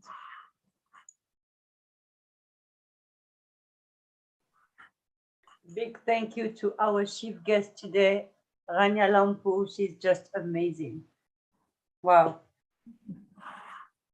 Please, Ash, can you continue? Yes, Your We have Highness. with us with Phil. He came back. Yes, yes. Thank you, Ms. Rania. Your words again were great as usual. And now we'll quickly move on to call our next VIP. No, it's just a moment. The sequence is a little disturbed here. Yes, we have our next VIP guest from Nigeria, Miss Oluchi Marius, and she will be speaking on empowerment. We welcome you, ma'am, on the platform. Are you available? Oh, yes, I see you there. A very warm welcome to you, ma'am. Hello. Good morning, good afternoon, good evening. Namaste. Thank you for having me. First of all, I'd like to thank my queen. Thank you, Queen Nadia, for this beautiful opportunity and giving me this great platform to talk. Okay, I am talking on women empowerment. And so far, we have so many definitions what women empowerment is all about. And if we go online, there are so many definitions on Google. There's so many of them there. But I brought out a question from knowing all the definition, trying to encourage women, trying to motivate them, trying to bring them out of the shell and put them where they're supposed to be. And then I had this question, if we know all this, why do our women, some of our women or some of our girl child settle for less? Why are they not what they are meant to be? Why are they not who they are meant to be? And then the first answer that comes to mind is their mindset. Number one is their mindset. What do they know about themselves? What have they been taught about themselves? And it starts from, just like the other speakers have said, it starts from when they were given birth to, who they are. She's a girl, yes. Does it make her less? No. She's strong. There's something that she has inside of her to offer. So if she's a girl, why should a man be before her? Because if put together a man and a woman, they have the same strength. There is nothing like this is for a man and this is for a girl. If a girl is well educated, like the formal standard education a child is supposed to have from birth, from childhood, from the family, even before the child had been sent to school, from the parents, from their environment, to be nurtured, to be told, this is who you are. You are a girl, yes, but there's so much that you have to offer. There is so much that is in you that you can give to the world. Okay, I am now looking at it. If we say empowerment, it's not as if somebody is trying to compete with the men, they are there. And then something came to my mind. If God didn't want a woman to be here, there wouldn't be a she family. The reason we are here is to help the man. We are supposed to work hand in hand. There's not supposed to be, if it's supposed to be one, just the man, then the man will just be there. If it's supposed to be the woman, then we'll just be there. But there's a reason, there's a male and a female. Together we achieve a greater result. Together we meet that bigger goal. So the first thing we do is to accept. Acceptance is number one. The female is not here to compete with the man. The female is not here to compete with the male. We are not fighting anything. There is no war. But this acceptability is accept that we are primarily human. We are human beings. Before the sex, before male, female, we are human. That's something that is in us. That is something that we have to offer. There's a reason we are here on this planet. There's a purpose. And we cannot on our own and stand back and achieve this. We need ourselves to achieve this thing. This reason we are here. I like to tell us a short story about something that happened in my office just a few weeks back.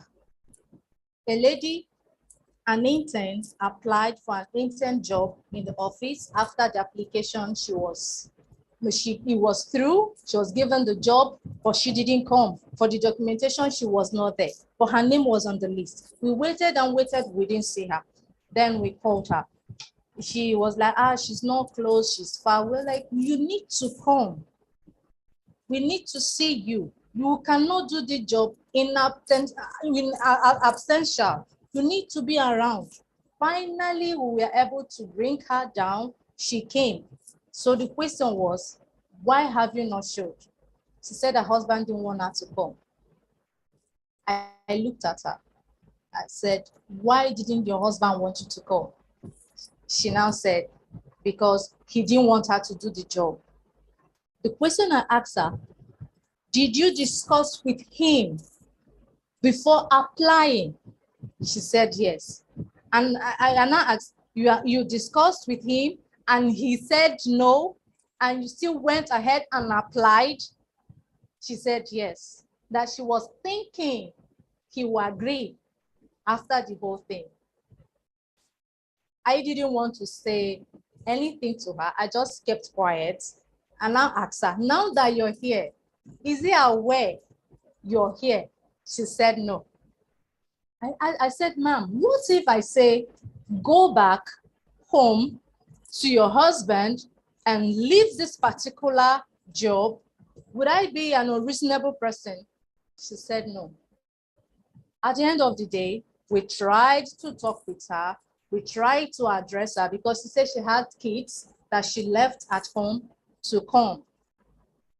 The point, why I'm telling this story is, I am not a preacher of disobedience, but a preacher of reasoning. Because I believe that if she had discussed with the man and he said no, then you wait. Reason with him again. If he agrees, give him reasons why you should take the job. The job is actually in another city because she's in another city. She's not in our city. So he should agree. And then you can come. So you wouldn't have any issue in your home. So at the end of the day, I now ask myself, women empowerment, let us not even be the problem. Let us not even create the problem for ourselves. Yes, respect the next person. Respect the next, because he's a human being. He's a person as you are. You have a goal, yes. You have an achievement, yes. There's a target to set to yourself, yes. We agree. But what about the other person? Two cannot work together except they agree. We cannot work together in this world except we agree. That is why we have to see ourselves as we need ourselves to survive. In this place that we found ourselves, the peace that we want to see, this unity that we want to see, we need ourselves. What is that thing that is in me? What is that thing that is in you? We have to come together and marry our ideas together and see how we can make things work. We cannot, you cannot work with your idea going the other way. I work with mine going the other way and things will work. No, there's a reason we are here. With our different religion, we have one God. We have one creator. We are reporting to one person. He made us all. He knows why he made us. There's a reason he made us. So what I'm trying to find how to end my speech. I am preaching love. I think love is the ultimate. Everybody responds to love. Everybody responds. Love has a positive energy that it carries with it. If you show love, the person will respond to you. Even a small child, as little as that baby is, that baby responds to love. And all the person responds to love. So what are we trying to do? We are trying to make our world a better place. But how can we do this? By going back to the grassroots. Like the doctor that spoke before me, she talked about not empowering adults, starting from the kids, because these are the people that need to know right now. These are the leaders of tomorrow. These are the ones that will take up from where we stopped. They need to know. They don't have to get there and they are trying to find their feet. Now we have to prepare them so we can have this world, this peaceful world that we are looking forward to. That is all we need. So at the end of it all, we need ourselves to survive because none of us is an island. Thank you so very much. Yeah. Thank you, Oluchi Marius, our VIP guest speaker, for such insightful, meaningful, and a real story in between your speech. That was wonderful. Thank you. So you talked about that how the woman has to come out of her shell, how she has to be upskilled. And of course, you talked about certain virtues about, talking about the logic, talking about the reasoning, talking about the peace, and talking about a work together. That's the only way of sustainable solution. That was wonderful. So you need a big, everyone, a big round of applause for her. And such good sustainable solutions in order to cohabitate in the world.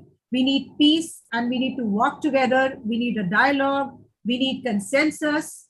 And we cannot say that, one is not important. The males are equally important in this sustainable world. If we want a gender gap to be over, if we need the gender gap to be completely uprooted, we need to work together, hands in hands, mind in mind, thoughts in thoughts, everything has to be together. Thank you so much for a lovely speech. Thank you.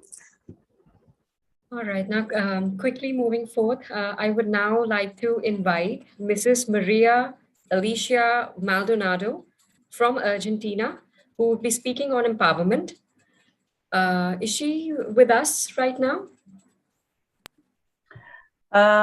She is not with us, but she has already spoken today. Okay, all right. We have Dr. Phil Griggs, who is with us. Yes, Dr. Phil Griggs, welcome to you, sir. Hello, and a very, very good afternoon from a very wet Spain. It's supposed to be warm here, but the climate is rubbish. So hence my hair is looking like it's a mess. I do apologize. Anyway, right. Your Highness, lovely to see you. I apologize I had to nip out earlier, but it's great to be back. And my speech here, I've been thinking about this, and I've written reams and reams and reams, and realized that you could go on in this subject going into things. But what the point I want to get across in 5 minutes is we all need a togetherness and a sense of humor. We've got to be funny. We've got to bring the laughter, the love, the compassion, the humility, and engage in humor, engage and celebrate our funniness. It's our ability to be our Dr. Namita-ness, to have Dr. Namita-ness. We've got to have Michelle-ness. We've got to have Syed-ness. We've got to have Queen Nadia-ness. We've got to have our ness about ourselves, to bring out our wonderful Rania-ness. Yes, nobody else who's listening in, because if we're doing this, we are then celebrating ourselves, and there is no need for difference because we are all one together. And if we celebrate life like this, it's brilliant. And whilst we're doing this, we can actively listen to what other people want. And sometimes what we want from our relationships is active listening, is taking part in what people want. And the big thing is when men say what they want. I want this from a woman. I want that from a woman. Hang on a minute, men, slow down, slow down. Sometimes it may not be what you want, it's what you need. It's important what the needs are, and to celebrate needs in each other. So I think this is some of the really, really good points here to bring up. And men in their days, they are taught to be strong men. They're there who don't show emotion because they're strong. They're taught this from a young age of whatever culture it is, you're supposed to be the people who go out there and fight and bring back the food for the wife to cook for the children. Well, yes, but that's days gone by. It is almost like talking about archaic systems. of things here. And it's interesting. So much is involved, hasn't it? And I mean, like technology's evolved. Social media has evolved. We've got to evolve. We've got to. And if we evolve and we bring in encouragement, light, and laughter into this, then that's how we're going to get somewhere. It needs to start somewhere from the top. It needs, we're bringing this to the global attention, but it needs to start from the top, from the media, to encourage people to change. We can change within ourselves, but sometimes people aren't going to get it. They're not going to understand what we're trying to point to get across. And sometimes here, it's encouraging us in our relationships, men, women, women, men, men, men, women, women, whoever. Sometimes this is it's about being able to celebrate here. Yes, active listeners, and yes, we are allowed to be vulnerable. And men are not taught to be vulnerable. Men are taught to be, no, I'm fine. I'm fine. There's nothing wrong. But vulnerability is shown in a man. And I must admit, this is I always find this very amusing when dealing with relationships with people, is when a man comes home from work and says to his woman, how are you, darling? And she says, What does mean? Well, don't say Men go, oh no, what have I done? What have I forgotten? What have I done wrong in my life? Hang on a minute, did I not bring home? Is it a birthday? No, it's not. Is it a celebration? What does mean? So we've got this sometimes this context here that men don't understand you women when you come up with a dialogue which men do not understand. Is not yes or no or high or low. It's as it is. And so this is one of the things I wanted to bring out and say. And I think this is important, how we can celebrate our lives. Praise one another. Praise one another. You look fantastic. You look really good. You look really good. It's so interesting, isn't it? Because you can get someone to change their perception by being negative very, very quickly. Very quickly. Okay, Rania, if you don't mind me saying, a blue top with you really doesn't suit you. Sorry, no. It's not your color. It's not your color. And if I kept saying to this, then maybe as everybody else kept saying this to you, go, oh my goodness, blue doesn't suit me. I feel so awkward. Oh my, what does the Highness think I'm wearing blue? Oh no, this is terrible. But we should be averting this around the other way and say here, you guys look fantastic. We're here because we have energy. We have what it takes to change. And we have what it takes to show out there to the world we've got a voice. It comes as one voice. We all celebrate it, and we all celebrate unity, compassion, humility for one another. And blue really suits you, Rania. You keep wearing blue because it's a brilliant color on you. Just in case you were thinking, have I done this wrong? Okay. And yes, we all need to feel comfortable to express our feelings and not feel vulnerable. Society out there, the media, the way the news comes across, it always looks like it's bad. When have you actually heard the news with good news? Most of the time it doesn't. They always bring out something that's bad's going on. And most of the time, the news people only want to tell you what they want to tell you. It's not really the truth. The real truth here is in there. It's in there, it's locked away in there. And it's a brilliant diamond light that could just shine out and connect with us all and make you all smile. My job is so far successful because a lot of you are smiling. This is what I wanted to see. If we're doing that, I'm smiling back and I feel it's great fun. So this is good. Right, we also need, yes, sometimes we need language codes, especially in our relationships. Some of our relationships, perhaps we have different language codes that we relate and understand to one another with. Yes, for all I know, I'm going to try and pronounce this, and I do apologize if I get this wrong. Aisha Waira. I've got that wrong, haven't I? Yes, I know. I can see by you there going. It's okay, you can call me Ash. Again. It's okay, you can call me Ash, yes. Ash. Yes, Ash is bringing out her Ashness because she's shortening her name to Ash. So she's coming out with her own. So that is a code, isn't it? It's how we get on with people. Ramia may just say, just call me Ram.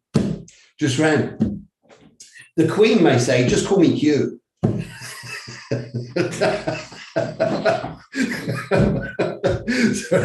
And before you know, Rabia must just say, just call me R or Rab. Whatever, but we have a code of language. Let's bring this out because this also connects with this too, doesn't it? And then we find the funny things in life, and then life makes itself sing, and we have it gets fun then. Yes, none of us should ever really worry about our physical appearance, really, should we? Whether we're tall, short, wide, thin, whatever it is, whether we are, whatever color skin we are, whatever culture we come from, we're still friendly people. And it's the respect we have to say, I may not understand all about your culture, but you as a person are amazing.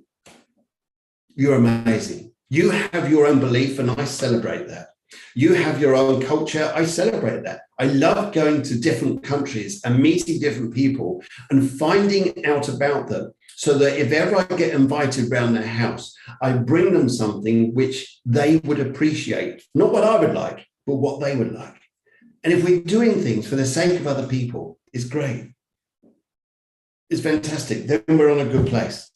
And trust.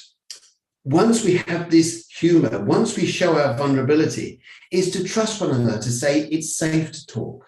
It's safe to talk. We share one another's feelings, we share one another's inadequacies, but those inadequacies, we think we have vulnerability. We think we have fears and all sorts. They're not. They're not. Please, people, they're not. They are strengths. They are strengths. For all the difficulties you went through in your life, look back and say, thank you. Because you wouldn't be here today living the life you've got, no matter how good or how bad it is, you wouldn't be here today living it if we didn't have struggles. It's a bit like when we read a book, isn't it? To read a book, it turns over the first page and it says here, they got up in the morning, they had breakfast, they had a lovely day. The sun was shining and they went for a walk in the park. They came back for tea, had some crumpets, had some cake and went to bed. End of story. When after a while, about 3 minutes, you're going to get bored. It's the stuff that says, and suddenly the door went bang. There was a loud crash outside. Immediately you're gripped into the story. You want to know what's going to happen next. Then came the floods. The waters were rushing down the hill. They had to run quickly or else they were going to drown or something's going to go wrong. It's the conflicts we have in our lives that makes us more exciting, makes us more have a story to tell, to share, to go, wow, you did it. You did it. And you were never brought into this world to do things you couldn't do. You were brought into this world to go and do the things you can do, you will do. But the thing is, along the way, you'll continually shock yourself. My goodness, look what I did. Look what I did. Look what we are going to do. It's starting. The process of change is already in action. The process of humility, understanding, being one together, male, female, understanding, respecting one another has already begun. Let's keep the journey going. Let's make it bigger and better. Thank you. Thank you so much, Mr. Craigs. That was such a lovely speech from your side. And it did make us laugh. It was a pleasure. Yes, it did make us laugh, but you did,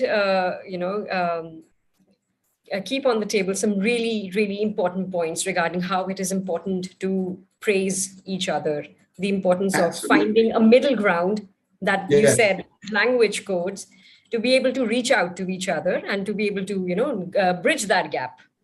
Yes. That is how I see it. Yes, I absolutely agree. And sometimes here you can come across, you meet different people and they don't speak the same language as you, or you don't speak the same language as them, depending which country you're in.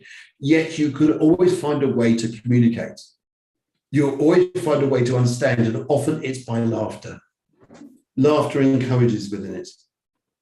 That's the lovely bit about life.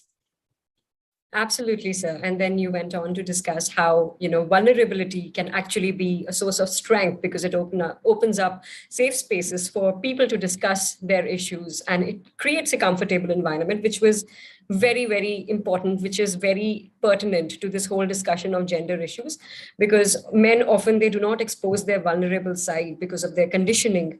So, vulnerability is equal to strength. So it's okay to be heard. It's okay to be emotional. It is for all the men out here. A very important lesson by Dr. Griggs. Please take note, everybody. And Queen Nadia, do you have something to say about this? Dr. Griggs, I just want to say I love you. You just brought this energy to all of us. So it's just amazing. You are such a positive energy, and it is contagious. And good. Well, thank you very much, Q. Positive energy is always contagious. And this is what you have brought to us here. Just a breath of joy, happiness, and compliment. I believe that, yes, our problem with women is that I believe that we feel forgotten by our men, Several of our men, they are for equality, yes, but because in their behavior, they don't look, a woman she likes the compliment and to be observed by her husband, her son, her father, that sometimes our family, our men are forgetting, when we have something, sometimes you have problem, but no one noticed that. We change the color and no one noticed that. So sometimes we are forgotten, and you have just brought this energy. Why? Okay, let's compliment the woman. It will just bring them energy. Yes. And I love the way that you are doing it. I believe it's also a kind of empowerment. Empowering the woman is also giving her the strength, encouraging her, telling her how much she is wonderful, how much she is super, how much she is unique, how much she is and everything. And that is empowerment, because guiding her, empowering someone is giving him this guidance to the light, to help them to be the best expression of themselves. This is how is an empowered woman. The empowered woman is not someone who has 20 degrees or the biggest degree. This is not true. Empowered woman is a woman happy, respected. This is an empowered woman. When we are happy and respected in our own home, we are the best empowered woman, and we are teaching our children.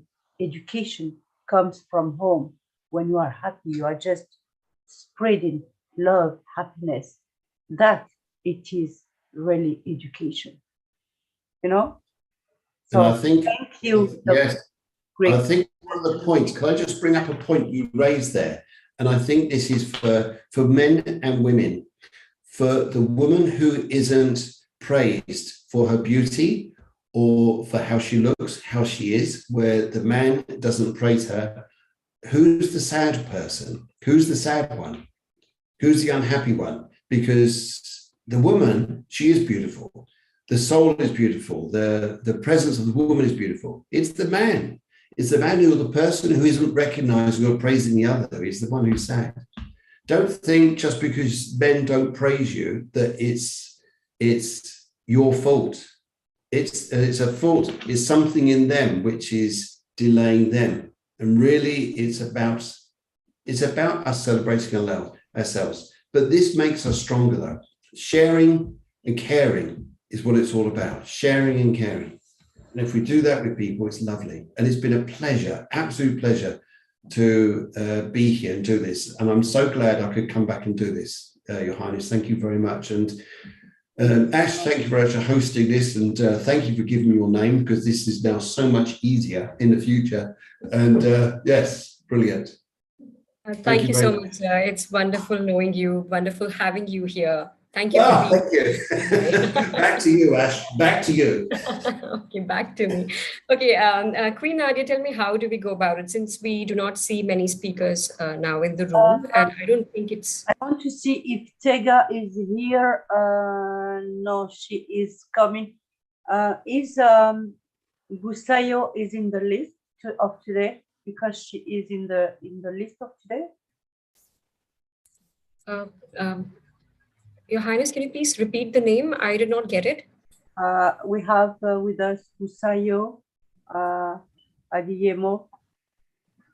No, I don't see the names in today's schedule. Is it? Okay, we have with us, for sure, we have with us Sadia Lakehal. She is from Canada, and she is representing Dr. Tony Javed. So if you can, she is here since yesterday with us, and I thank her so much for being with us. So please, if you can share, want to share some words with us, it would be just great. Hi, everyone. Good morning, everyone you are. Thank you so much for amazing initiative. I think it is an honor, you know. I think it's time to be together, men and women and children. As our sister mentioned, it's about humanity. So I'm here in Canada to fight. My journey fighting is to empower women in industry, in agriculture, because we want to feed the humanity through the leadership of the women. So we work hardly to give the confidence, the trust. It's all about how we share to care about the land, because we share about humanity, you know, and fighting what's happening about COVID. It's time to look forward how we can take the role. It's very interesting to start by ourselves, because when we know who we are, what they are doing in any space, business or family, we start where we are, because it's very important to know everything we're doing, what is the intention, and it's about serving the others. We can succeed when we give hope, we sell hope, we sell positive possibility, and create opportunity everybody. This is the success of everyone. We wake up in the morning, everybody where we are, we're serving somebody anywhere. So this is what I'm sharing. I'm very, very happy to join this community, and the hope is here. And just give the possibility for what we are. And it's very important to start about education, because here in Canada, we have conference. We can also start by couples of parents, because it's very important. It's a responsibility to be married. We are creating a generation. We have the responsibility. We can educate, certificate how we can be parents, because it's all there. When we have models of parents, we build generation. So thank you so much for the opportunity, and all the best for our house and our sisters and brothers. Thank you so much.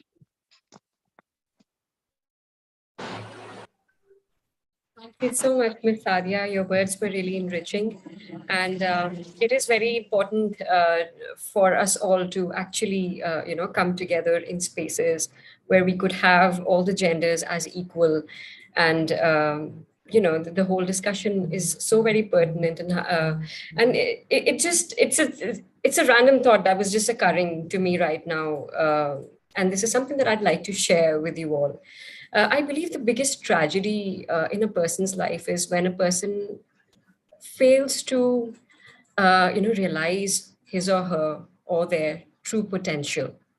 And it is a tragedy for so many of us.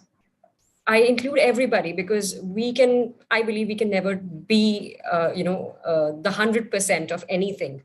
So, but there are times when people are not able to come at a position, come at a understanding of their own potential at all, and that often happens because of lack of opportunities like education and a good job. And so, in that context, this whole gathering, it gains a new meaning when we are actually pushing towards, making such opportunities, available to people, because we are voicing our concerns regarding equality, and there are so many people they are suffering because of inequality. So I actually thank every single one of you for sparing your time, your valuable time, and filling this whole session with so many important words and ideas. I really want to thank every one of you from the bottom of my heart, and especially Queen Nadia for, time and again, I keep coming back to her appreciation, because, she's been the one who, conceptualized this whole Success World 1, and now this whole gathering. And there are so many more gatherings to look forward to in the future. So thank you, everybody. Thank you, Queen Nadia, for such a wonderful time. We're learning so much, and we're getting empowered in this process, because, so many of you, you've shared your stories, you've shared your experiences. And, that really makes me think that, even I have been through a rough patch in my life, and that makes me think I'm not alone. There are so many like me suffering. So yeah, I feel really happy that I'm here tonight in your company, and, let's make the best of we have today, so the generations to come can cherish in tomorrow's time. Let's empower each other. Absolutely. Courage. Leave no one behind. Let's take a pledge tonight to actually help each other to realize our true potentials. Let's do that. Absolutely. There should not be any sacrifices at all. Absolutely, Professor Namita. And you've been instrumental in uplifting me so much. She is my mentor, everybody. A huge round of applause to her. If I am here speaking, it's because of her in my life. Thank you. That's amazing. She is a wonderful woman. She's doing so much of charity, and she's doing so much of sensitization work. I mean, if I start with her praise, more is less, actually. Maybe Professor Namita herself could tell about her work in empowerment. Professor Namita? Yeah, we are sensitizing the rural women and the women who are living in the slums and underprivileged. They don't have any opportunity to grow. So we are going from door to door. Every weekend we go, Saturday and Sunday. And besides, we have a lot of volunteers who are giving the digitalization part, as far as the education is concerned, upskilling them. We are doing a lot of workshops to make this happen. And, the major problem lies in the slums. And 70%, when you talk about India, we talk about the rural India. So we need to have the specific strategies to take care of this, to envelop the rural women. We teach them the financial literacy. We teach them, some kind of a skill like bangle making, bindi making, basket making. We have actually uplifted a lot of women in selling of the vegetables, empowering them. These small steps will make a difference. So let's all pledge together to empower the whole world, and let's all work together. Thank you so much. And my appreciation for Queen Nadia for, making a big family that is Vasudhaiva Kutumbakam. The whole world is our family. Thank you so much. Lovely talking to all of you. Thank you so much. Yes. Dr. The whole world is our family. Thank you, Queen Nadia. Thank you so much, Dr. Namita. You see, in this debate where everyone is talking about changing the situation, everyone is talking about gender equality. You can see everywhere we want balance. So see, we have created a debate especially for that.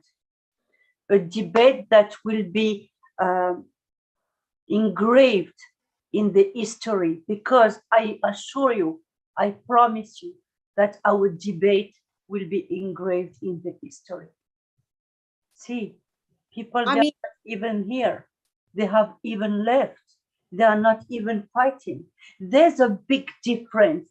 You see the mindset of human beings. There's a big difference between reality, what you want really, and words. Your action and simply words like that. This is why I ask everyone to speak with the heart, because the heart cannot lie. The heart can never lie. So all people have spoken with their heart. And see, in our debate, look at our people. We have in the group more than 130 or 40 or 50 people in the group. Where are they? Where are they? They have to be here and debating. They have to be here and speaking their truth. It's not a joke. We are not here just for appearance. We are not just here to to show that, oh, we want peace, we want that, we want equality. No. All people who are here, I can see some people, they are here from the beginning till the end. I can see our sister Rabia from Morocco. She is here since yesterday, and she is here. And you know what? She cannot even speak English. Can you believe that? She is not even speaking English. She is learning. She wants to promote. So from the Palace of Morocco, there she is following us without even understanding really what we are talking about. You understand? She has a system of traduction and all that, but she is just amazing. She knows in her country, Morocco, what equality, gender equality means. She knows the fight that women are living. She knows the challenges that women are living. And this is why she is here. We have people from also Ghana and all that. I am proud of my children, brothers and sisters who are still here, fighting. You know, it means that they want really the change. They take seriously what we are doing. I can assure you that this debate will be engraved and will bring the success, will make noise of this debate, because we are not stopping here. Actually, we are talking, we are alive in YouTube. If they are not looking at this now, they will look at it tomorrow. But be sure that our debate, we are sending it to the United Nations and different governments, because we have really to be the voice for the change. So many people, like we say, are called, but they are not the chosen one. They are not the chosen one. There's a big difference between being called for the change and being chosen for the change. There's a really big difference. So people who will follow till the end, yes, they are the chosen one. And the history one day will speak about it, because they will participate to the freedom of the humanity. And that it is very important. This is why I want to thank all of you from the bottom of my heart for being here today. We have even our brother, the minister, he's the prime minister of the state there, His Excellency Mishra. He's with us. No one really knows, but and I want just to give my sister Rabia wants to say something. Rabia, tu veux dire quelque chose? Oui, tout à fait. Je veux dire que tous les webinaires étaient presque en anglais, mais j'étais avec vous et j'ai assisté avec mon cœur. Ce qui fait... Oui. C'était avec le... Something very powerful and very beautiful. She said all the webinar was in English. I cannot understand the words, but I listened with my heart and I felt and I understood with the heart. And this is why she said, I enjoyed the whole moment. Can you believe when the heart is involved, all the rest bow? Wow. Yeah? And that it is very beautiful. Amazing. Bravo. You understand nothing, but she just opened her heart and she said, by opening my heart, I received all the information. Isn't it beautiful? Yes. Superb. Yes. Queen Nadia, can you please translate this in French? Yes. Tell her I love her work and I will specially learn French for her. Alors, on a Ushuaïa qui t'a dit, j'aime ton travail. Elle t'a dit, et je veux apprendre le français. Tu as, retire ton micro, il est muté. De tout cœur, bien sûr. Et en échange, moi aussi, j'apprendrai l'anglais. Comme ça, je serai proche de vous. With all my heart, thank you. And be sure that I will learn English also. That's what you are saying. Le prochain webinaire, je parlerai anglais. Someday, Ms. Rabia will have wonderful conversations in whatever language we're both comfortable in. And we'll share loads and loads of ideas. And we're so blessed to have you here tonight. Thank you so much. Merci beaucoup. Merci beaucoup d'être ici, Rabia. Tomorrow she will deliver her speech. She will be with us because tomorrow she will deliver her speech. And thank you to Noor. Thank you to our amazing Dr. Namita. Busayo Adiyemo, do you want to say something? I just want to say, everyone. Hi. Well done, Queen Nadia. Thank you. It's a great pleasure to be here. I'm learning a lot from other speakers. I'm scheduled for tomorrow. I am looking forward to speaking about the non-violent strategies to resolve, to bring about equality between men and women. Looking forward to that tomorrow. Thank you very much. Fantastic. We have also Pima with us. Pima, do you want to say something?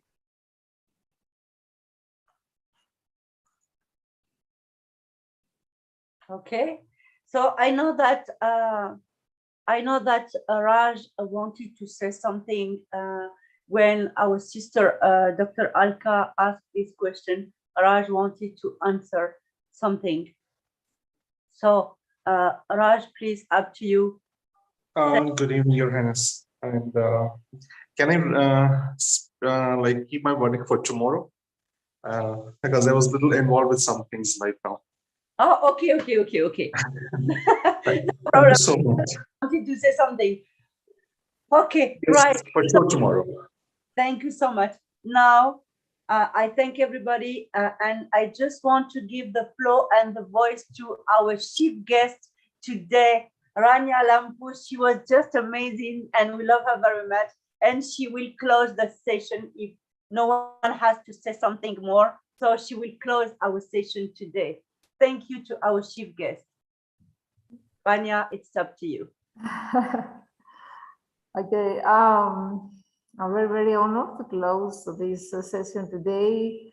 Men and women are different, diversity is celebrated, but they're equal too. We need both, and when we recognize the differences and benefits, we can see how complementary we actually are. Men are providers, women are accelerators. Whatever amount we create, a woman will help make it so much better. If a man buys her a house, she will make it a home. If he buys groceries, she will cook delicious meals. And if he gives her sperm, she will make his sperm, she will make a baby. Women are circular, we move in circles, we can do more things at the same time. We might look fragile, but in many ways we are much more stable and stronger than men. We can endure more pain, we can survive extreme setbacks, and still we can look pretty. We are masters of relationships and words, and our spiritual potential is enormous. A woman who has got the potential unleashed and she's aware of her femininity, she has tremendous power. So thank you all very much for your valuable presence today, for gracing the occasion with your wonderful words of wisdom. And we're looking forward to seeing you tomorrow. And of course, many thanks to Queen Nadia for the organization, and many congratulations for the organization of this amazing event. Congratulations to all, and thank you very much. Thank you very much. Thank you so much. We send heart to everyone. We love you guys. And thanks to you, this debate is very successful. Have you seen? It's not a webinar like the others. Here, only the heart can speak, and it is completely different, you know? And thank you. Thank you. So have a wonderful evening, a blessed evening, and we meet tomorrow and our last day. And then the other day, we are making the report of all what we had during these 3 days, where we will also give different things. Thank you. Thank you again. And bye. See you tomorrow. And please join us. All of you come to us. Thank you. Bye-bye. Bye-bye. Bye. Bye-bye, everybody. Thank you for being here tonight. I'll see you all tomorrow. Bye-bye. Bye. Bye. Bye. Bye. See you all tomorrow. Yes. Good evening. Bye.